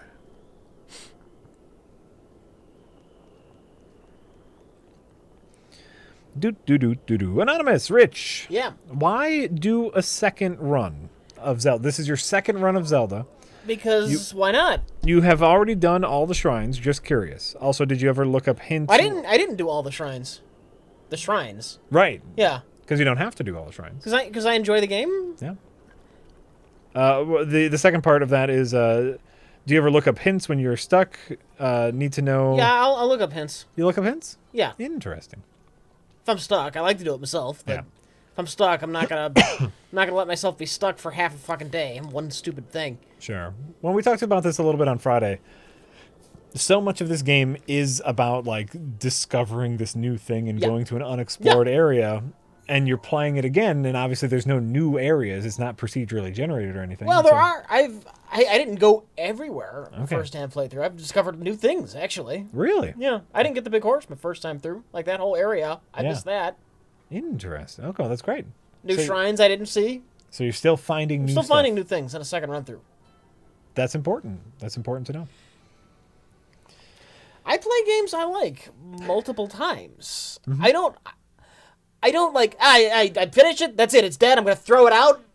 Burn Never it. look at it again. If I Yep. love a game, at some point it's probably gonna get a second run through. At some point. You know, and recently I found myself not replaying games because there is so much more to do. There's so much more to play, you know? Like back in the day, you got Super Mario World, and that's the only game you get for a year. And so it's like, well, I'm going to replay that over and over again. Sure. But now, like, I almost feel bad replaying a game because there's so many fucking games that I want to play. Yeah, there really aren't. Well, for you, That I'm salivating over. Oh, Right. I need to play that. I'll get to it or I won't. I don't mind playing Zelda again. Zelda's a very good game. I'm just gonna spend another $60 on some new game. Yeah, maybe later. Okay, that's fair. You know what? That's totally fair, Rich. Let's see here. Captain Blue 42 says, how long do the discussions on Best of the Worst usually last before editing? Oh, God. Seems like they get longer and longer every episode. It varies. It varies. Sometimes we've barely made an hour. It's usually between an hour and 2 hours before editing. I think recently, though, like, what's important, like, for me being on a panel, it's like I want to make sure I try to say something new. Yes. And Because that can be the problem is sometimes we kind of start repeating stuff. Yeah. Yeah. And so then just discussions go longer because you want to make sure Or you go off on some weird tangent and maybe it'll lead to something good. And if Right. it doesn't, then you got to cut the whole thing out. you never know where the funny's going to be. Yeah. On average, I would say the discussions are usually between an hour and 2 hours. Mm-hmm. It sucks when they're 2 hours. When you sync up all your footage and you look at the timeline, it's 2 hours and you're like, fuck. Because that is the episodes are a bitch to edit anyway, but Oh, yeah. it's so much worse when they're really, really long. I'm so sorry, Jack. I'm so sorry. Drunk Jack is the best Jack, but Drunk Jack is no good for editing because I just don't care. I might make good jokes, but I just won't care about anybody or anything. I think that's the key. I mean, it probably makes a good episode, but it makes it worse for editing. Yeah. Is what I'm saying.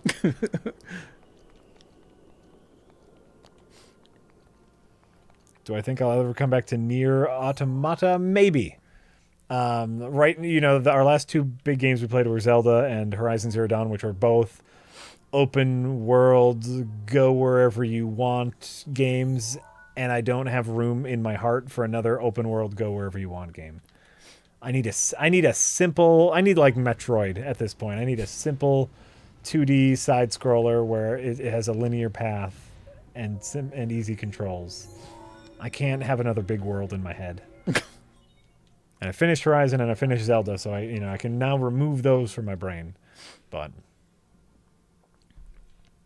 I can't do Nier. I know everyone keeps telling us to play The Witcher 3, which I have, and I can't. I just can't. I'm sorry. Jack, you're an adult, I can't, and I'm sorry. and you can do whatever the fuck you want. That is not true. Because you What? are an adult. I am an adult. You are an adult man. I am an adult man. I can't do whatever I want. Because, I still need to eat, sometimes sleep. I have children who count on me to give them food and tell them when to go to bed. So it's like, right? There's stuff I have to do. There's all these movies I need to watch.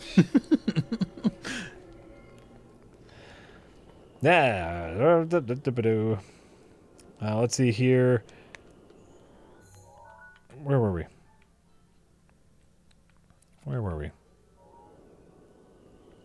What's your favorite tape from the Wheel of the Worst? None. SOS.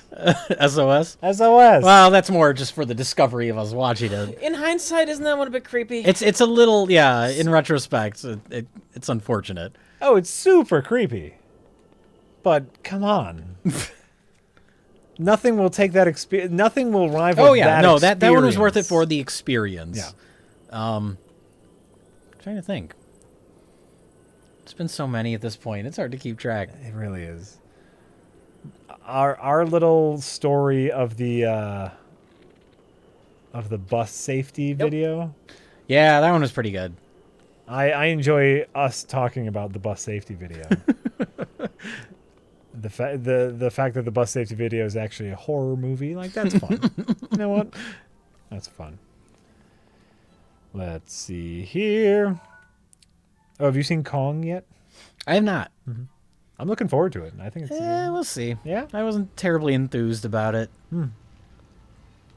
I might take my kids to see it this weekend. Yeah. We love all the Godzilla movies. We watch the Godzilla movies. Is it all the time. like PG-13? It's PG-13. Oh, okay.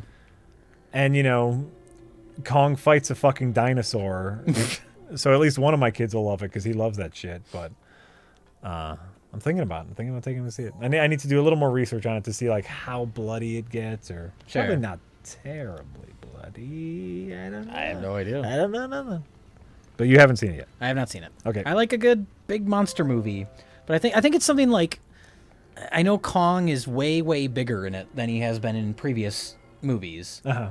And the reason for doing that is simply so they can set up a Kong versus Godzilla movie. Yep. Right. And so I'm like, when I see that level of like the cynical aspect to the making of the movie, instead of it just be like you can complain about Peter Jackson's King Kong. There's a lot to complain. I like it quite a bit, but there's a lot. It's so fucking long. Yeah. But it's still, the movie was made from a very like pure place. Yeah. He wanted to make it, and all the stuff with Kong as a character is great in it. And I think that's what has always made Kong interesting to me, is that he is a real character. And I mean, maybe he is in this new movie. It just looks like a big monster movie, which is fine, I guess. But it doesn't look like I don't know. Like, it doesn't the look things like that a classic. It doesn't look like the kind of thing that interests me about King Kong. Doesn't look like it's in this movie. All right. So I don't know. You know, I'm sure I'll see it eventually. That's totally fair, Jay. Yeah, That's totally fair. I like that King Kong.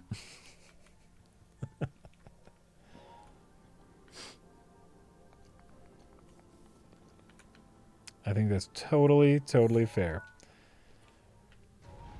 Anonymous says, have you guys over at RLM ever thought about doing a best of the worst or a worst video? Why would we do a best of the worst? Agreed. Yeah, that's the whole thing. We're not going to rewatch the movies. Remember these movies we already watched We- and already we- discussed? Yeah, and we Let's won't. see the same thing again. Right. There won't be that initial reaction to watching them. Right. Wow, that wasted everybody's time. That would be the video. Yeah. Yeah. Hopefully we wrung all of the entertainment we could out of them in our first pass. So it would be hard to do a second pass. Yeah. Agreed. Elememeli says, "Howdy peeps, just wondering what are your opinions on the Evil Dead franchise? Just watched What's Evil Dead? Have you never, maybe you haven't, I don't know. It's possible they've never heard us talk about Evil Dead, if they're new. Just watched the last one yesternight, was very entertained." The last one, what? As in I'm assuming they mean Army of Darkness if they're talking about the movies, right? or do you mean the remake? Oh, the remake, yeah. or the TV show. Or the TV show? That was weird. What's the deal with season 3 of that? I don't think I've heard any. I mean, I'm assuming it's coming back, but I haven't heard anything about it. I haven't either. I don't know what they're gonna do, man. I don't know how I feel about this now. Yeah. I don't know how I feel about this I'm now. soured by all the behind the scenes shenanigans. Just be soured by that finale. Yeah. Ugh. Yeah, we'll see. We'll see what happens. Yeah. But I mean, Evil Dead's great. Yeah. To answer the person's question, I like the Evil Dead franchise holds a very special place in my heart because Evil Dead 2 is the movie that made me fall in love with filmmaking. Evil Dead 2 is very special. Yeah. Very, very special. And it's, I don't know Lightning about for in you. a bottle. I like all those movies, and I like Sam Raimi as in general, but that movie just like it just works. Well, and like also the idea of like having comedy elements in a horror movie, which I'm sure has been done before, but that was the first time I saw it. Yeah. Where it's like, you can do this? It's amazing. It's an amazing movie. Evil Dead 2. Well, I'm trying to think of other horror comedies before that where the horror aspects were also part of the comedy, because there was stuff like Abbott and Costello Meet Frankenstein. Sure. And that's like the monsters are treated seriously, but the comedy is just the Abbott and Costello stuff. Yeah. You know?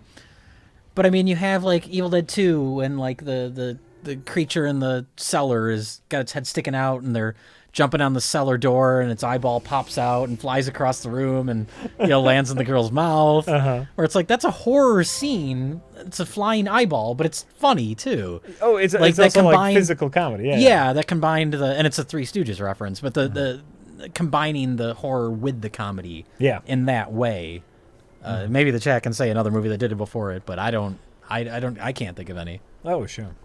But just the filmmaking is just the most amazing thing. That's the movie where I watched it and I was like, when I first saw it, where I kind of understood, because I liked movies before that, but that was the one where I was like, oh, somebody made this, where I understood the idea that like somebody made these decisions to do this crazy shot, to have the camera go flying through the woods and that type of stuff.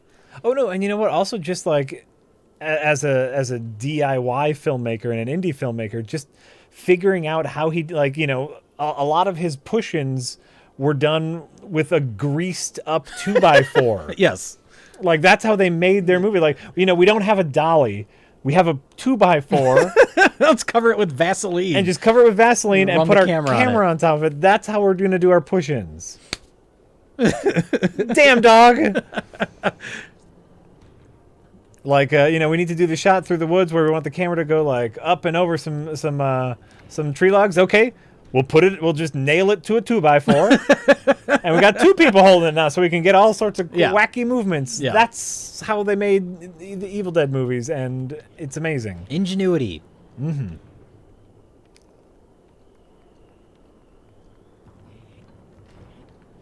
Dope. Well, and you know what? I think even looking back at Evil Dead 1, it's such a fascinating movie to watch. You can't watch it really first. It won't make much sense. You can. You can. But I didn't, though. I saw Evil Dead 2 first and then watched the first one the next day. Absolutely. And the really neat thing about Evil Dead 1 is you can see the sparks, because it's nowhere near as clever filmmaking-wise as Evil Dead 2. No, but you can tell what they're going for. It's still there's lots of ingenuity in it. Well, and there's like little hints of like we kind of want it to look like this, but maybe we don't know how to do it yet. Yeah. And you can see it fully realized in Evil Dead 2. Yeah. It's really great to watch after you've already watched Evil Dead 2. Yeah, Evil Dead has that charm of like, hey gang, let's put on a show. Where you watch and you're like, oh, they're trying. Yeah. Oh yeah. No, and all of them. Army of Darkness is fantastic. Well, Army of Darkness is just a solid comedy. Right. I mean, that's not. There's hardly any Right. horror aspects to it, But, it's but just it works as a fantastic. comedy. Even that That works best as a showcase of Bruce Campbell's abilities as a comedic actor. There's some of it in Evil Dead 2, but he's still, a little more straight. Yeah. But I'll even speak highly about the remake, Evil Dead. Oh yeah, I like the remake. I think we gave it like an okay-ish review when we initially did it for Half in the Bag. Yeah. But I've watched it since then, and I think it's gotten better on repeat. It's good. It's well made. It's solid. So all of them. And I like the way it plays with expectations as far as the protagonist goes. That's good. Oh yeah. The only thing that sucks, and this is a modern horror thing, it opens with like a scare scene. Do you remember that? Like you see the woman's tied up in the basement, and the weird creepy Yes. family members are like setting her on fire. Yeah. You have to open with a scare in like every movie now. It would have been great if we just opened on the kids driving to the cabin like the first one, and let the horror build. What? I don't understand what you're saying. Jack, what is he saying? He's making a classical film reference of building an atmosphere before you do anything creepy. But the problem is, then there's like a lot of work and planning in that, and Well, and the audience will be bored. you got to open with a scare, or the audience will be bored. in modern day movie making, you are so concerned about making sure your audience doesn't get their phone out that you need constant distractions. Yes. And if you don't have constant distractions, you'll lose. I mean, they'll still pay for the ticket, but then they won't see the movie and they'll call it dumb. Yeah. So bam, bam, bam, loud noises. But also I'm just playing devil's advocate here. It was also important that they strike their own tone, a more modern tone. Sure. So, I don't fault them for like taking a little bit of a sidestep there. Yeah. So it's not just a shot-for-shot remake. Sure. Well, it's not anyway, and Right. it does kind of have its own tone. It has the tone of what I think they were trying to do with the original Evil Dead, which Yes. is what makes it interesting. Yes. Like the original Evil Dead is charming because it's low budget, and you can see the bad effects. You can see tubes that blood's squirting out, and Yep. but they're trying to make a serious horror movie, and the remake kind of feels like what Sam Raimi probably had in his mind for what that movie should be, Right. as far as the tone goes. Oh, that whole end sequence is great. in the Evil Dead Well, just the remake. amount of gore in that movie for a studio release movie. Yep. It's a fine movie. Yeah. One of them remakes that works. That changes enough where it feels like its own thing. I think that's the Sure. important part of a remake. You know what? I'll be with you there. Gagaboo there. Let's see. Moki B85 says one of the best soundtracks is "There Will Be Blood" by Johnny Oh. Greenwood. Sure. Yeah. That's some good stuff. Do you have that on vinyl? I do not. Get with it, Jay. You and Josh and your vinyl. It's adorable. It's adorable, really. It's a fun thing to collect. It's silly. You know, it's silly. I don't fault you for your stupid ideas.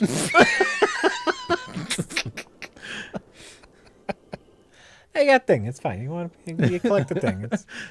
I have many records. Oh, yeah? I've been gifted many records. I've like worked with musicians and made music videos, and they'll like give me records. I've never owned a record player in my entire life, and I tell them all that. Yeah. They don't care. I got all these records. They're not. I'm sure they're not good records, but what are you gonna do? Tovan941, Aloha Rich, Jack, and Jay. Any chance of a review on Whiplash? No. I guess Rich has decided. Did you do that for Half in the Bag? We didn't do. We mentioned it on Half in the Bag. It was my favorite movie of that year. Okay. I mean, I guess that's such a recent movie. It would be different for review. I'm not even familiar with it, so. It's a great movie. J.K. Simmons? J.K. Simmons is fantastic in it. Miles Teller's good in it. What? Yeah. Then it must be something That guy? special. That guy. Lost in Technicolor says, I watched Roar for the first time the other day. Roar. Roar is amazing. Holy shit, what a hilarious clusterfuck. Was there anyone on that set who wasn't horribly mauled by many, many lions? I think according to the trailer, it's something like 37 cast and crew members got seriously injured making that movie. I think it's something like that. 36, 37. What a terrible idea. Oh, man. Roar. We need to do something with Roar eventually. You haven't seen it, right? I have not seen it. I was not. That you saw that at B-Fest, right? That was a B-Fest, yeah. And I immediately bought it. Bought the Blu-ray right afterwards. Right. Do not watch this for anyone listening that is interested in checking out Roar. Yeah. If you're not familiar with it, first go look at the trailer on YouTube. But do not watch it by yourself. Make sure you get a group together. That's the only way to watch Roar. You need to experience it with a group of people. Oh, God. Roar. Have any of you, says Captain Sane, have any of you ever seen Coherence? It's a sci-fi film in the same vein as Primer, sort of. I would definitely recommend it. Oh, yes. Keep up the good work. I have seen Coherence. Okay. I think. I still have yet to see Primer. I think I talked to you about Primer once, didn't I? Though I said, I get why people like it, and I understand on a technical level why it's good. Uh-huh. But it feels like the movie equivalent of reading an instruction manual. Yes, yes. You have said that before. I still feel like it's something I should see. Yeah, that's the thing. I kind of saw it out of obligation. It's like, okay, I get it. I understand that this is smart and well-made, but I am not interested in it at all. There's just certain movies that as a film buff you are required to see, like Primer or Three Amigos. Where it's like very similar movies. Very similar. Yeah, very similar in spirit. I'm looking up. Yes, I have seen Coherence. I saw it a few years ago. Okay. One of the actors from Buffy is in it. What? It's good. It's clever. It's super. I think it's practically no budget, and the whole thing is shot in this house. But they're very clever with alternate timelines, alternate universe stuff, and it's good. Okay, yeah. Well, over you would see that over Primer. I thought it was way more interesting than Primer. I was more interested in what was happening than I was with Primer. Sure. Sure. It's clever. It's clever filmmaking. No budget filmmaking. And I think that's important when you're talking about indie movies or low budget. You need something. Yeah. Because you're not going to sell us on the wonderful acting because you probably can't afford them. That reminds me, I just rewatched. Have you ever seen Cube? I keep telling Mike he needs to watch Cube. Mike's seen Cube. Where they're all trapped in the cube. He finally saw. I told him about that years and years ago. And he didn't see it. He saw it a while ago because I borrowed his copy of it to rewatch it. All right. Around the time it was probably around the time it was new or newish. I was telling him. Well, that was like 20 years ago. This happened. No, ages ago. Okay. Ages ago, I saw it on cable, and I know the kind of movies Mike likes. I'm like, Mike, you'll like Cube. Yeah. People trying to figure out how to do a thing. They're trying to use the brains to get out of the situation. It's right up your alley. Well, sometime between then and 20 years later, he has seen it. Seen it and purchased it, apparently. Yeah, because I borrowed his copy of it. Have you haven't seen it, though, Jeff? I have not seen it. Okay, but that I was thinking of that because you mentioned bad acting, and man, you really have to get over the bad acting in Cube. There's some bad acting in that movie. But once you get past that, it's so great. Because the whole movie, the idea is, it's a cube, it's a room, and these people are trapped in it. They don't know why, they don't know what's going on. They're trying to figure it out. But there's all these doorways to different rooms, and they're all the same shape, same size. Oh. The only difference is the color of the lighting in the room. Sure. And some of them have traps in them. But that, as far as clever filmmaking goes, they had one set. They just had this one room, and they go into a different room, and it's the same room, and they just change the lighting. Sure. And the whole movie is shot that way. Like, that's how you do a low-budget movie. Classic clever filmmaking. But that can only take you so far. You also have to have, like, an interesting story, I guess, to go along with it. But Cube does. I like Cube a lot. Interesting. I might add that to the list. We'll see. You should add it to the list. I should add it to my. Oh shit. That's the ultimate. my list. A small group of people are trapped in a space, and they have to figure out why and how to get out. Sure. That's like there's been like Saw kind of stole from that. yeah. Lots of movies have taken that idea. There's a movie on Netflix right now called Circle that's kind of similar. But I feel like that was the first big one that like a lot of people kind of stole from. Okay. I'll make it. You know what? I'll make a night of it, and I watch Cube, Primer, Coherence. There you go. And then I'll spend the next 2 days drooling because I won't be able to function properly. That actually is a really great triple feature. You think? Yeah. All right.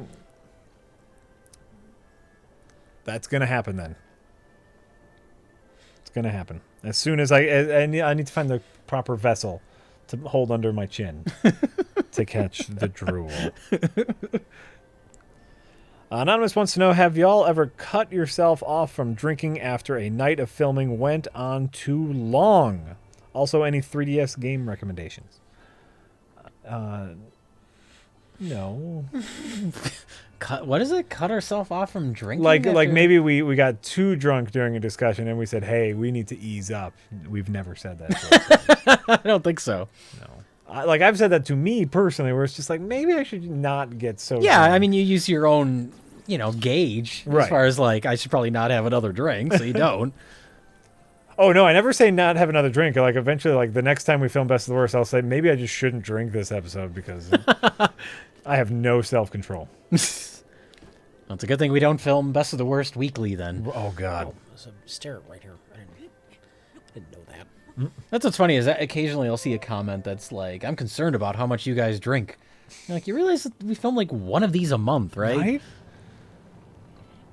And it's also like an entire day's. Yeah. Like, it's like, you see us having a drink here or there. It's like cut together, We're not getting smashed. Well, not always. not usually. Not always. Sometimes. Once in a while. Yeah. I was pretty fucking drunk for that Max Landis episode. Oh, were you? Yeah, if you watch that episode, like the discussion, like especially by the time we get to the double down, like it's a good thing Rich saved that double down discussion because I was pretty drunk by that point. That's probably the drunkest I've been on a Best of the Worst. I think was that episode. Okay. But not the drunkest you've been ever. No, not the drunkest I've been ever. But as far as Best of the Worst shoots go, Oh, sure. It was a legitimate question. yeah. Well, that's a different kind of drunk because you still need to like operate. Well, you got to be cameras careful when we're filming stuff because you still have to set up the camera, and Yeah. I mean, you still have to perform to Oh, a certain yeah. extent.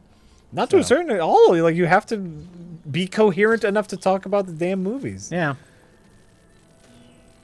What are you doing? I don't know. Fucking around. What does that do? Nothing. It does a thing. What's the thing it does, Jack? Does doing? you care? 3DS game recommendations. Look into Steam World Heist. I want to say that's what it's called. Steam Question. World Steam World Heist. Heist. I've played it on stream before. It's that turn-based 2D XCOM like thing. It's really cute and fun, and it's a simple strategy game. Steam World Heist. I really enjoyed that. It's out on the 3DS. There's the Zelda game, the Link Between Worlds, which it's a Zelda game. It's great. And that's it. Those are the only games. And all the Pokemons. Play all the Pokemons. Hey Jay, have you gotten that Logan poster yet? Oh yes, thank you. I tried to send it to the P.O. box, but I have no faith in the American mail system. Yeah. No, yeah, we got it. We gotta hang it up, but we haven't done that yet. But thank you. Cool. It's a wonderful poster. I love that artwork. Have you seen that? What? It's down in my office right now. I don't... The Logan poster. Oh, you know what? I keep seeing that as I pass your office, and I just assume I assumed it was junk. I haven't taken a close look at it. It was junk. Well, because it's been hanging off of your desk for a week. No, we gotta hang it up somewhere. We haven't done it yet. That's obviously like a prop from their half in the bag discussion, which I haven't seen because I haven't seen Logan yet. You still haven't seen Logan? Oh man. Let me tell you a little story about something that will ruin your life. About a man named Jed. Children? Yeah. Children. I can understand. I used to have so much time.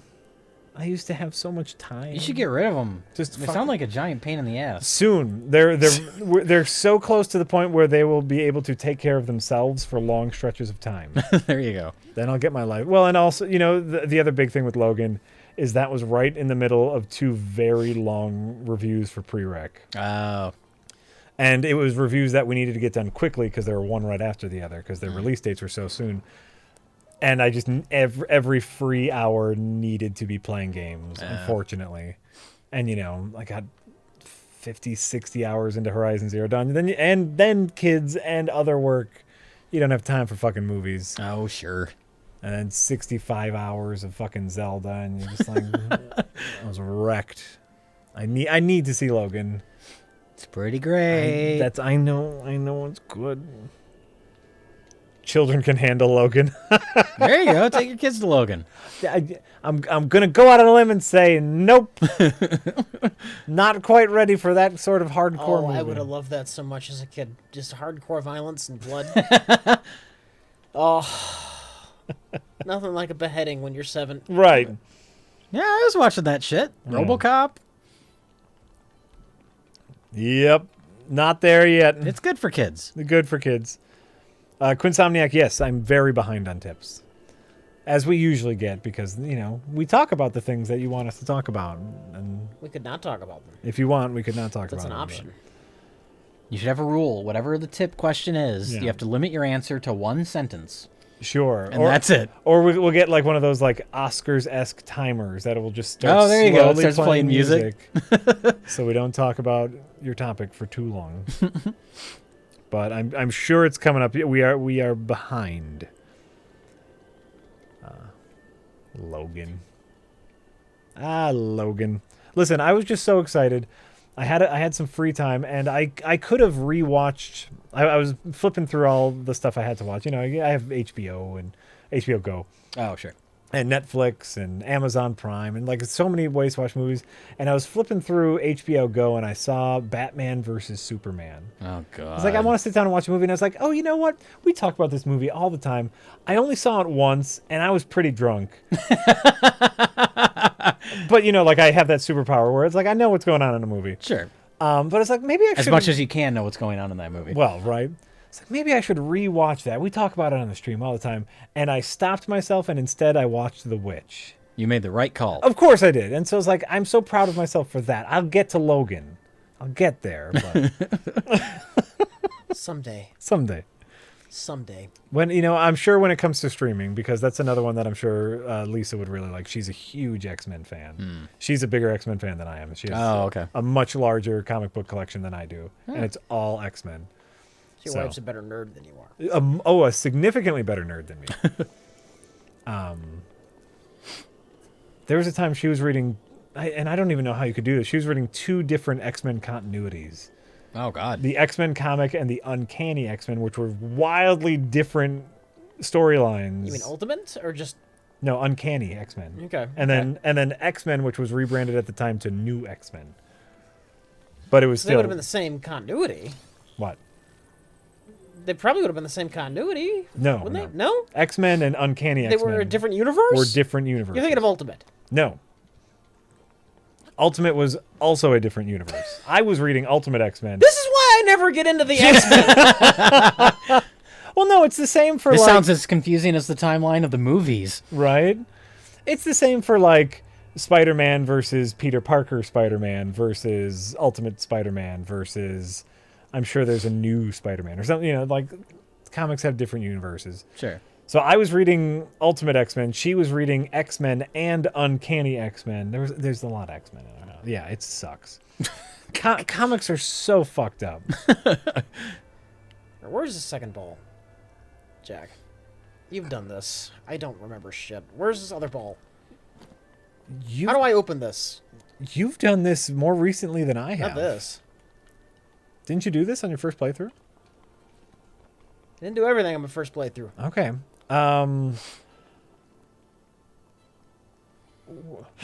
Where haven't you been yet? Have you been up in the other hump?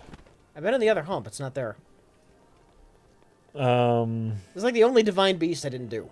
Oh, you didn't do this on your first playthrough. No. Shit, man. Oof. You know what? I don't know. I don't remember. It's been a long time since I played this. Ball There it is is. on the... Oh. Someone was just about to tell you. I just ordered the Blu-ray of Society, says Beanhole. I can't wait to see what all the hubbub is about. It's pretty great. That's something... That's one I don't think we could ever do a review of. Yeah. Because it would just give everything away. There's no way to talk about that movie without talking about where it goes. Interesting. Yeah. You've mentioned it before on stream. I love Society. And just you've said exactly that, which Yeah, is... you can't talk about You it. can't talk about it. But It everyone should see ruins the entire movie. it. Oh, man. Society. Jay? You know what? Here's the thing. Jay can't do this too much, but they want you to talk about Neon Demon for money. They paid the money. They want me to talk about Neon Demon. They want you to talk for about Neon money. Demon, but here's the thing. I am very excited to see Neon Demon. Sure. So you also cannot spoil it. Well, that one you can talk about without spoiling. Okay. Yeah. Talk about Neon Demon then. It's great. I don't know what you want me to say about it. That's it. You've talked about it. That's great. It's I've watched it a number of times now that I've got the really? Blu-ray of it. Okay. It's very slow. Like I said, I think you might find it boring. I could. But it's one that it's like a movie you can put on and kind of zone out to, because it is slow, but it's like hypnotic. Like the music is great, the way it's shot, it's very dreamlike. Which I guess you could say about Drive too, but even more so with this one. Okay. I don't know. I just love the atmosphere of the movie, and the music is wonderful. I got that soundtrack. Well, that's like synthwave, right? Kind of. Okay. It's more like a little more like ethereal, like Tangerine Dreamish type stuff. All right. And Elle Fanning is fantastic in it as Okay. the lead actress, because the whole thing is like depending on the way a scene is lit or the way she's performing, like she can come across. Her character is really young. Like she's she's not 18, but her agent is telling her to say you're older than you are. Sure. She's trying to be a model.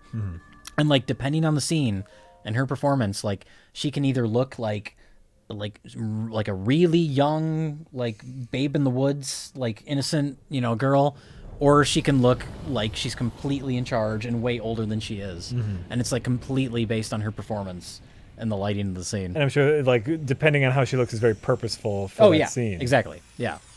Ooh.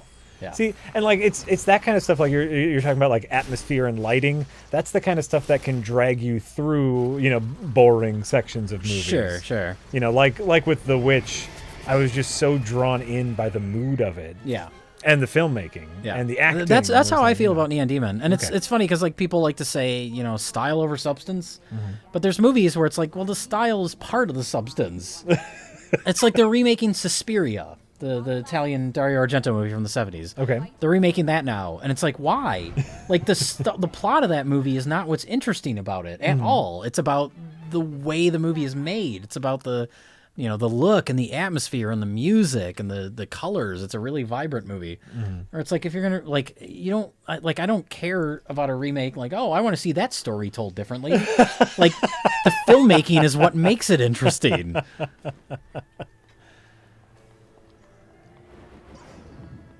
And that's how I feel about Neon Demon too. Sure. That gets me more excited to see Neon Demon. It's also pretty funny. It's a very like dry, kind of droll humor, but Neon Demon. yeah, What? it's not an outright comedy, but it has a sense of humor to it. Keanu Reeves, everything he says in it is hilarious. He's like this sleazy motel owner, and he just does not give a fuck about anyone. It's great. All right.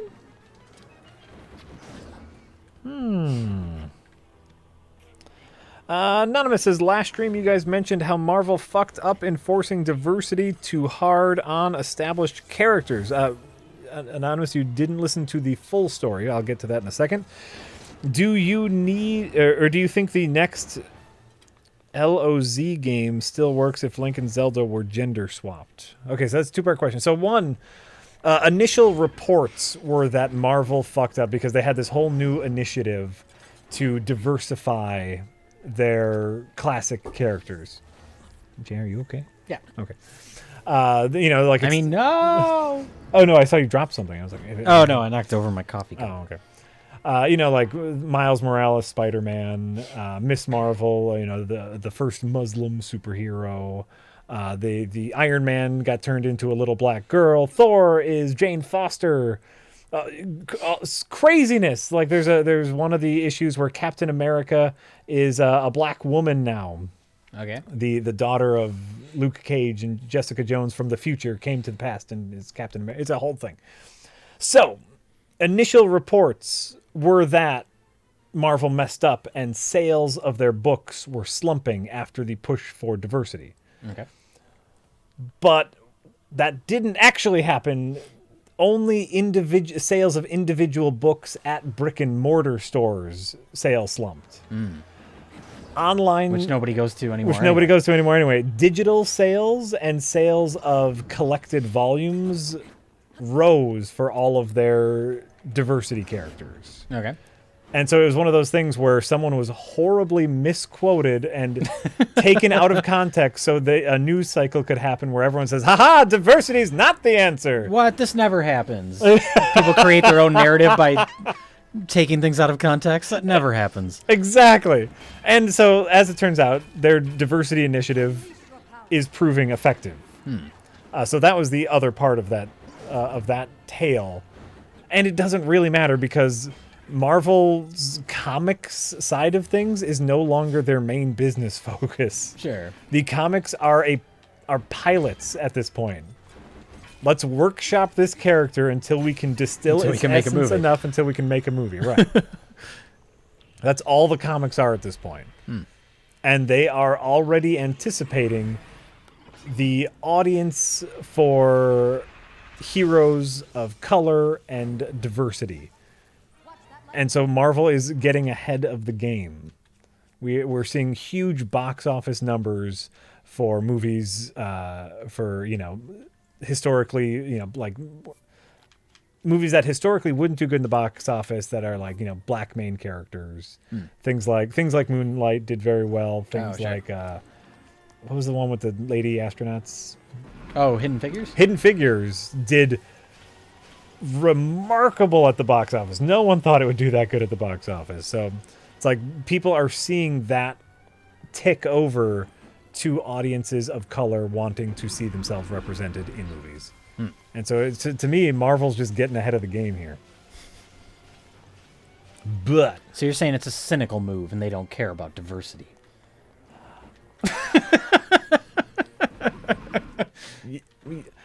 yes, I don't know if that's true. no, that's exactly what I'm like. They care about diversity because they're a business, and that's what's going to make them money in 10 years. So yes, they both care about diversity, and it's cynical. Yeah, there you go.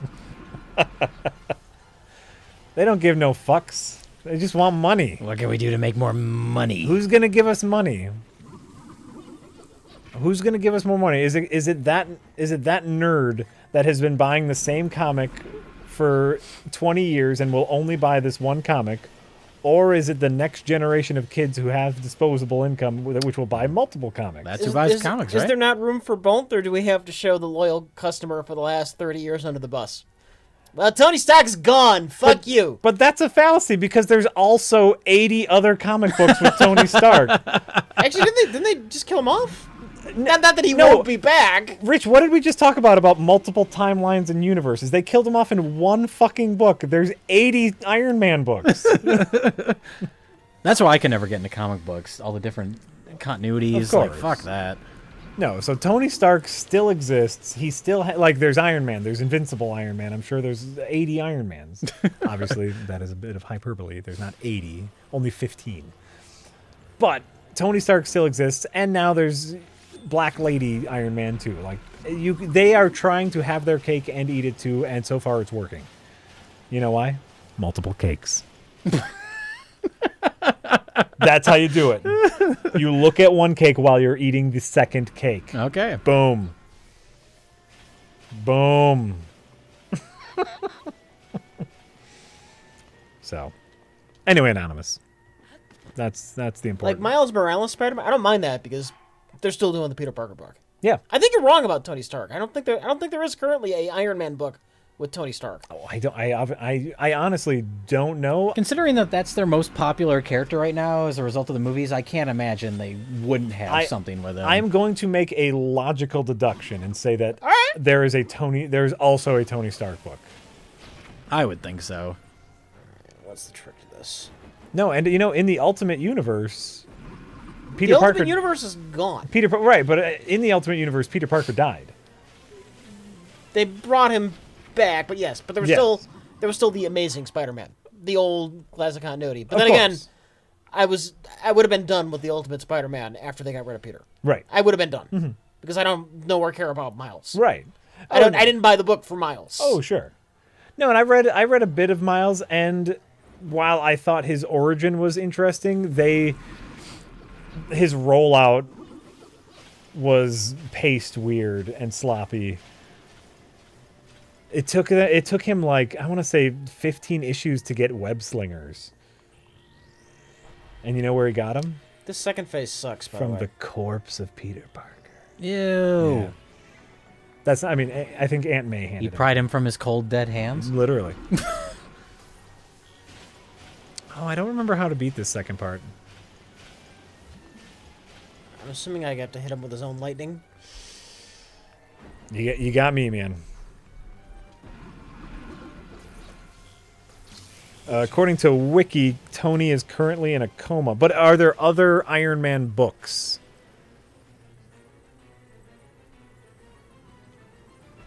I guess. No, that doesn't help. What? Hitting him with his own lightning? Hold on, I'm going to Google current Iron Man books. Current Iron Man comic books.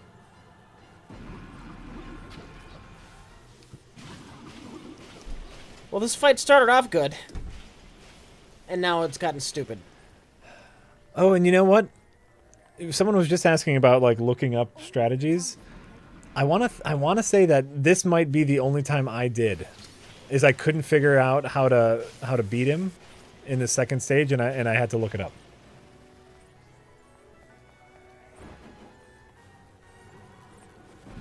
Just give me a good straight up fight.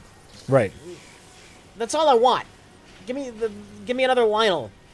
Those were fun. Lionels are great. No, these boss fights, these Ganon boss fights are so fucking weak. All right, that was it. For some reason, it didn't work the first time. Oh, okay. Well, I have to look up Iron Man comic books. You're trying to figure out if there's a current Tony Stark comic? Fuck yeah!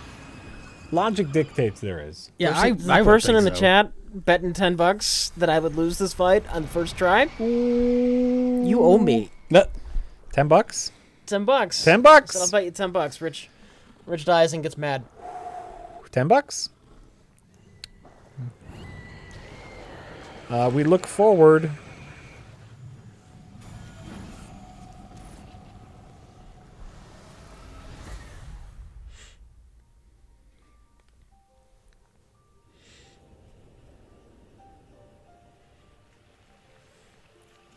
How do you even find anything on the internet?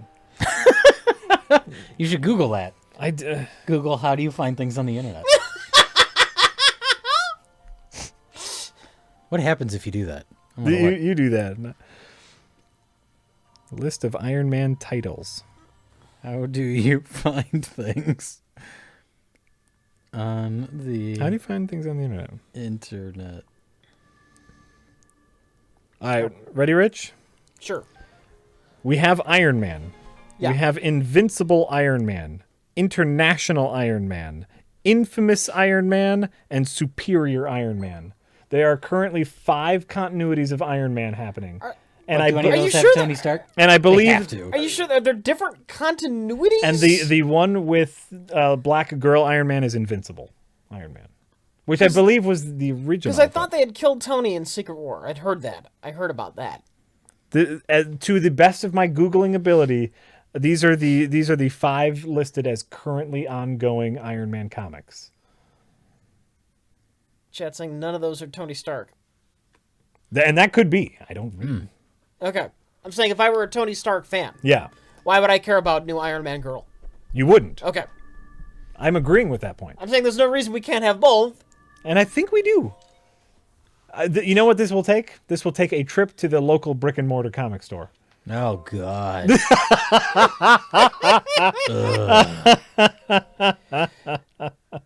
Incontinent Iron Man? Yep. That's as embarrassing as going into a porno store. Oh. Nah, fine. You know what? I have a nice local comic book store. There are good people there. They've helped me out many times. So I'll have to take a trip into the nerddom because Googling can only take you so far. Like, of course, I Googled like current Iron Man comic books, and a list of 37 Iron Man comic books came up, some of them with dates ending in 1970 something. So it's like, that's not even the thing I tried to Google. Sorry, it closed down due to diversity in comics. And you know what? That's fine. Then I'll buy my comics online like I always do. I no longer set foot in my brick and mortar because I buy them online. Digital comics are where it's at. Sure. I mean, there was always something very satisfying about, reading your comic, putting it in its sleeve with its board backed, taping it up, and filing it with the rest of your comic books. But then you just run out of space. Yeah. We still have our fireproof filing cabinets filled with hundreds of comic books. Oh God. You collect vinyl, Jay. That's true. I've got like 8 But that's- boxes of comics I just need to get rid of. Yeah? Yeah, Are they all bagged and boarded? most of them are. Okay. The vast majority. I got like some that aren't. That's what's important. But see, that's the difference between that and vinyl. Because I'm never going to be like, oh God, I got to get rid of these records. I'm never going to do that. I bought them specifically because. How do you think I felt about those comic books when I first bought them? Sure. How do you think I felt about those then, Jay? Okay. These are my collectibles. Ooh, comics. now. But to me, they're physical, taking up space. physical. Yeah, well, that's the thing is like physical comic books feel like that's just your vessel for reading the story. Yeah. As opposed to something that is more collectible, like a vinyl record. I don't know. Collectability It's probably just is a in matter the of eye of the personal beholder, taste. yeah. Yeah. Oh yeah. No, and like I've always preferred trades because then you get more story chunks and they're way easier to reread because then you get the whole story, the trade sure. paperback. And digital is so fantastic because on the iPad. Like, See, that makes more everything sense else. for something like a comic book for me, or like magazines too. Yeah, digital's the way to go. You outgrew them. Records are grown into. You grow into an inferior format? No, you Is see, that because backwards? the audio quality on vinyl Is is you technically- can, See, for You me, can it's not hear- about like you can because hear the there is warmth. an argument to be made about like the audio quality being better. Like I don't know anything about that stuff. Right. For me, it's more the reason I started getting into it in the last year or so is, I think you kind of take music for granted when you stream everything, which is what I've always done. Well, not always, but obviously that's what you do now. Where like there's something about like having this physical album with like the neat artwork and the packaging is really well done, and like taking it out and putting it on a record player and hitting play, where I don't know, it feels like you're actually invested in listening to the music as opposed to just the tactile sensation of listening to music. as opposed to just like opening Spotify and like listening to half a song and be like next, next. Out of curiosity, a CD doesn't have this? CD, no, not so much. Okay. Just because it's physical media that you're tactilely putting into. sure. A thing. No, it's with a record. It's the size. It's the artwork. Like in a CD, it's smaller. Like I don't know. I'm jokingly being an asshole. Oh, sure. No, I understand. But for me, No. it is more just like I like the size of it as far as like Well, the then presentation. it's like you're of it. holding a poster versus a baseball card. Exactly. Like, Yeah. You take this thing and oh no, and like I've always loved record players like putting the needle down and that little noise that. Yeah. There's something to it that I like, and it's not even a nostalgia thing because I didn't grow up with records. Like I never listened to records as a kid. It is just it's helped me kind of like reconnect with listening to music in more than just like a passive way. So that's kind of what I got. You're selling tens of people here. They're probably calling me a hipster. Yeah, That's what's happening. You know it. First of all, you know it. Also, I might have ended the stream. No, I didn't. Okay, great. Great. My mouse fell, and all of a sudden, OBS went away. Anonymous says, inspired by Ace Attorney stream. Jack, if you want, how would you voice a creepy psycho that tortures people/friends into watching movies they don't want to see? A creepy person forcing people to watch movies? I'd probably try to do my best approximation of Jay's David Lynch impression. Right? Like a creep. Like, get serious. Get real. That's what it is. Get real. We're going to watch a movie. We're going to watch a movie on a tiny fucking phone. That's a rough estimate. It would go something like that. I would emphasize all of my words, and we're going to watch a movie. And you're going to like it. Get real. I find myself saying that often, just like get real. Get real. Get real. I love saying that now.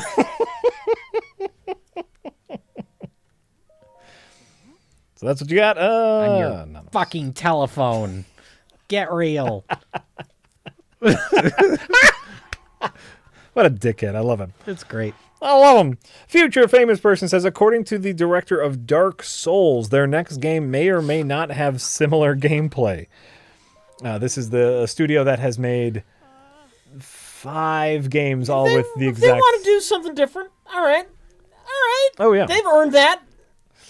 They've earned it, but also if I'm going to play a From Software game, I want to play that game. They also made 3D Dot Heroes, which I really like. Oh, sure. Where are we? If it does, would you rather it be Bloodborne 2 or something new like futuristic sci-fi setting? I mean, I really love Bloodborne. I would love a Bloodborne. I'd love more Bloodborne, or a new setting would be great. I think Rich and I have talked about the limitations of a future sci-fi setting, which is the Dark Souls Bloodborne only works with melee combat. And future is a lot of laser guns.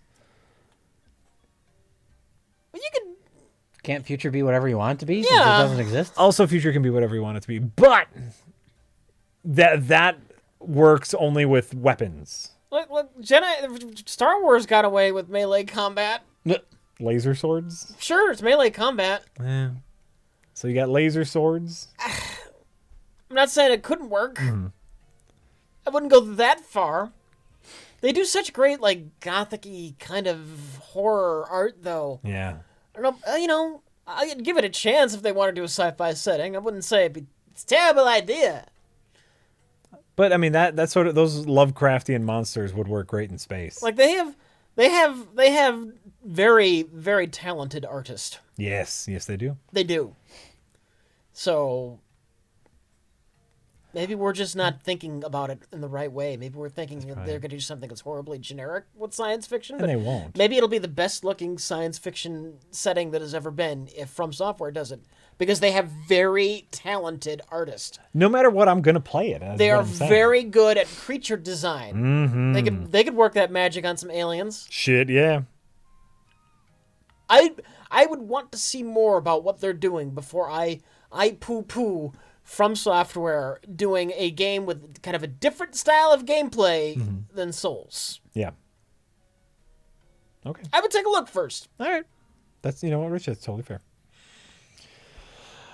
Avocados and